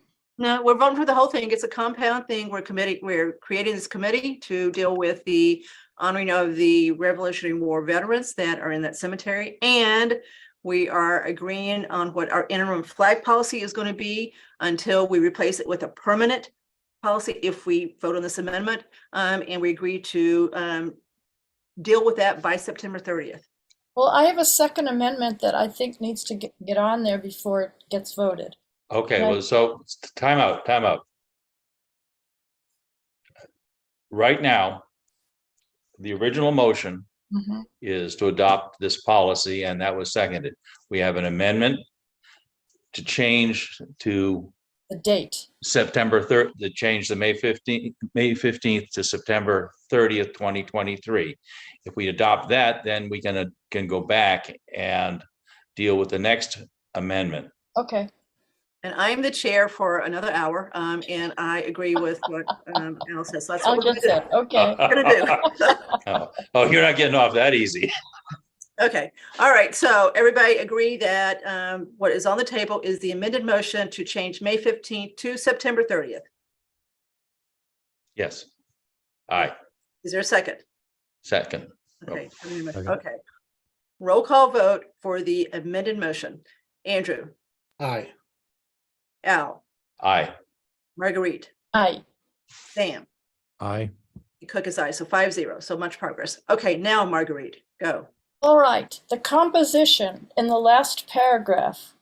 The select board shall appoint a committee to study and make recommendations to the select board related to the community's desire to update a display of respect and appreciation for the service of the Revolutionary War veterans that are under the care of the old burial ground. Such recommendation shall be made prior to May 1, 2024. Do we still want that date? Yes. Yeah. All right. The committee shall be composed of 7 members, 2 of which are veterans, 2 of which are members of the Historical Commission, 1 of which is a member of the Select Board, and 2 of which are from the community. I really think that Mr. Stern should be part of that discussion. So we can certainly ask him to apply for this if he will agree, and it's our job to appoint. So I think he'd be a very good one. All right. That's all. As do I. Yep. And I think Al should be the select board one. Okay, no joke, I think he should be. Okay, so there's no amendment there. So we're okay, we did it, right? So we've agreed to go forward. Okay, now do we want to go ahead and do what I just said? Select the select board person who's going to be on the. We have to vote on the. We have to vote on the entire thing. The original motion Okay, as all right. amended. I really thought we had, okay, so I thought we voted on, I intended to vote on the whole thing with amendment. Okay, so we have now voted to amend from May 15th through September 30th. Now we're going to vote on the entire original motion, right, as amended. Yep. Agree? Yep. Okay, Right. so there's the motion. Do I have a second? Second. Okay, roll call vote. Andrew, Aye. Al, Aye. Marguerite, Aye. Sam, Aye. Cook is aye, 5-0. Okay, that's done. Now, while we're here, do we want to go ahead to keep this rolling? Appoint someone from the select board to this committee, so we've got the committee started. I move to appoint Al Hamilton. Is that okay with you, Al? Before we do Yes. this, before you get drafted here? Okay, so we've got a motion to approve Al as the select board rep on this committee. We've got a second. Any further discussion? Okay, roll call vote. Andrew, Aye. Al, Aye. Marguerite, Aye. Sam, Aye. Cook is aye, 5-0. Okay. I think we had a good discussion. I think we have made lots of progress here. I hope so. All right, good job, Al. Thank you so much for doing as much Yeah, as a you lot of did work. in this short period of time. So, Can we go home now? no, Not we quite. got to, no, we got, we're almost done. We just got to elect officers for next year and we're done. Okay, so reorganization of the board. So all we've got to do is elect 2 people, chair for next year and vice chair for next year. So, this past year I was chair, Chelsea Malinowski was vice chair. I would like to nominate Andrew Dennington as chair. This is his 3rd year in his term. He has not been either chair or vice chair, so I would, if he's willing to serve, would like to nominate Andrew as chair. Second. And I am willing to serve. Yes. Okay, now you second. Okay, any further discussion of voting on Andrew as chair for fiscal year 20, or starting tonight, through the next time we vote? Is that okay? All right, roll call vote. Andrew, Aye. Cook is aye. Al, Aye. Marguerite, Aye. Sam. Aye. So 5-0. Congratulations, Andrew. Condolences. Yes. Okay. I would like to nominate Ms. Cook as vice chair. Second. And FYI, I am really happy to do it. I have known Andrew for quite a while. We worked on it. I would love to work with Andrew, and I've got a little bit more. Yeah, I still work long hours, but I control my schedule a little bit more than probably he does at this point. So I think I can help him as far as what he's got to do. So I'd be glad to do it. Okay, so we've got a motion. Did we get a second? Second. Yes. All right, so roll call vote. Andrew, Aye. Cook is aye. Al, Aye. Marguerite, Aye. Sam. Aye. 5-0. Okay, so thank you guys. Welcome to the select board. I think this was a good first meeting. Next meeting will be the first Tuesday in June. Thank you very much. Thank you. Good night. everybody. I move that we adjourn. Oh my So- God. Yes. Second. Second. Roll call vote. Andrew, Aye. Cook is aye. Al, Aye. Marguerite, Aye. Sam. Aye. 5-0.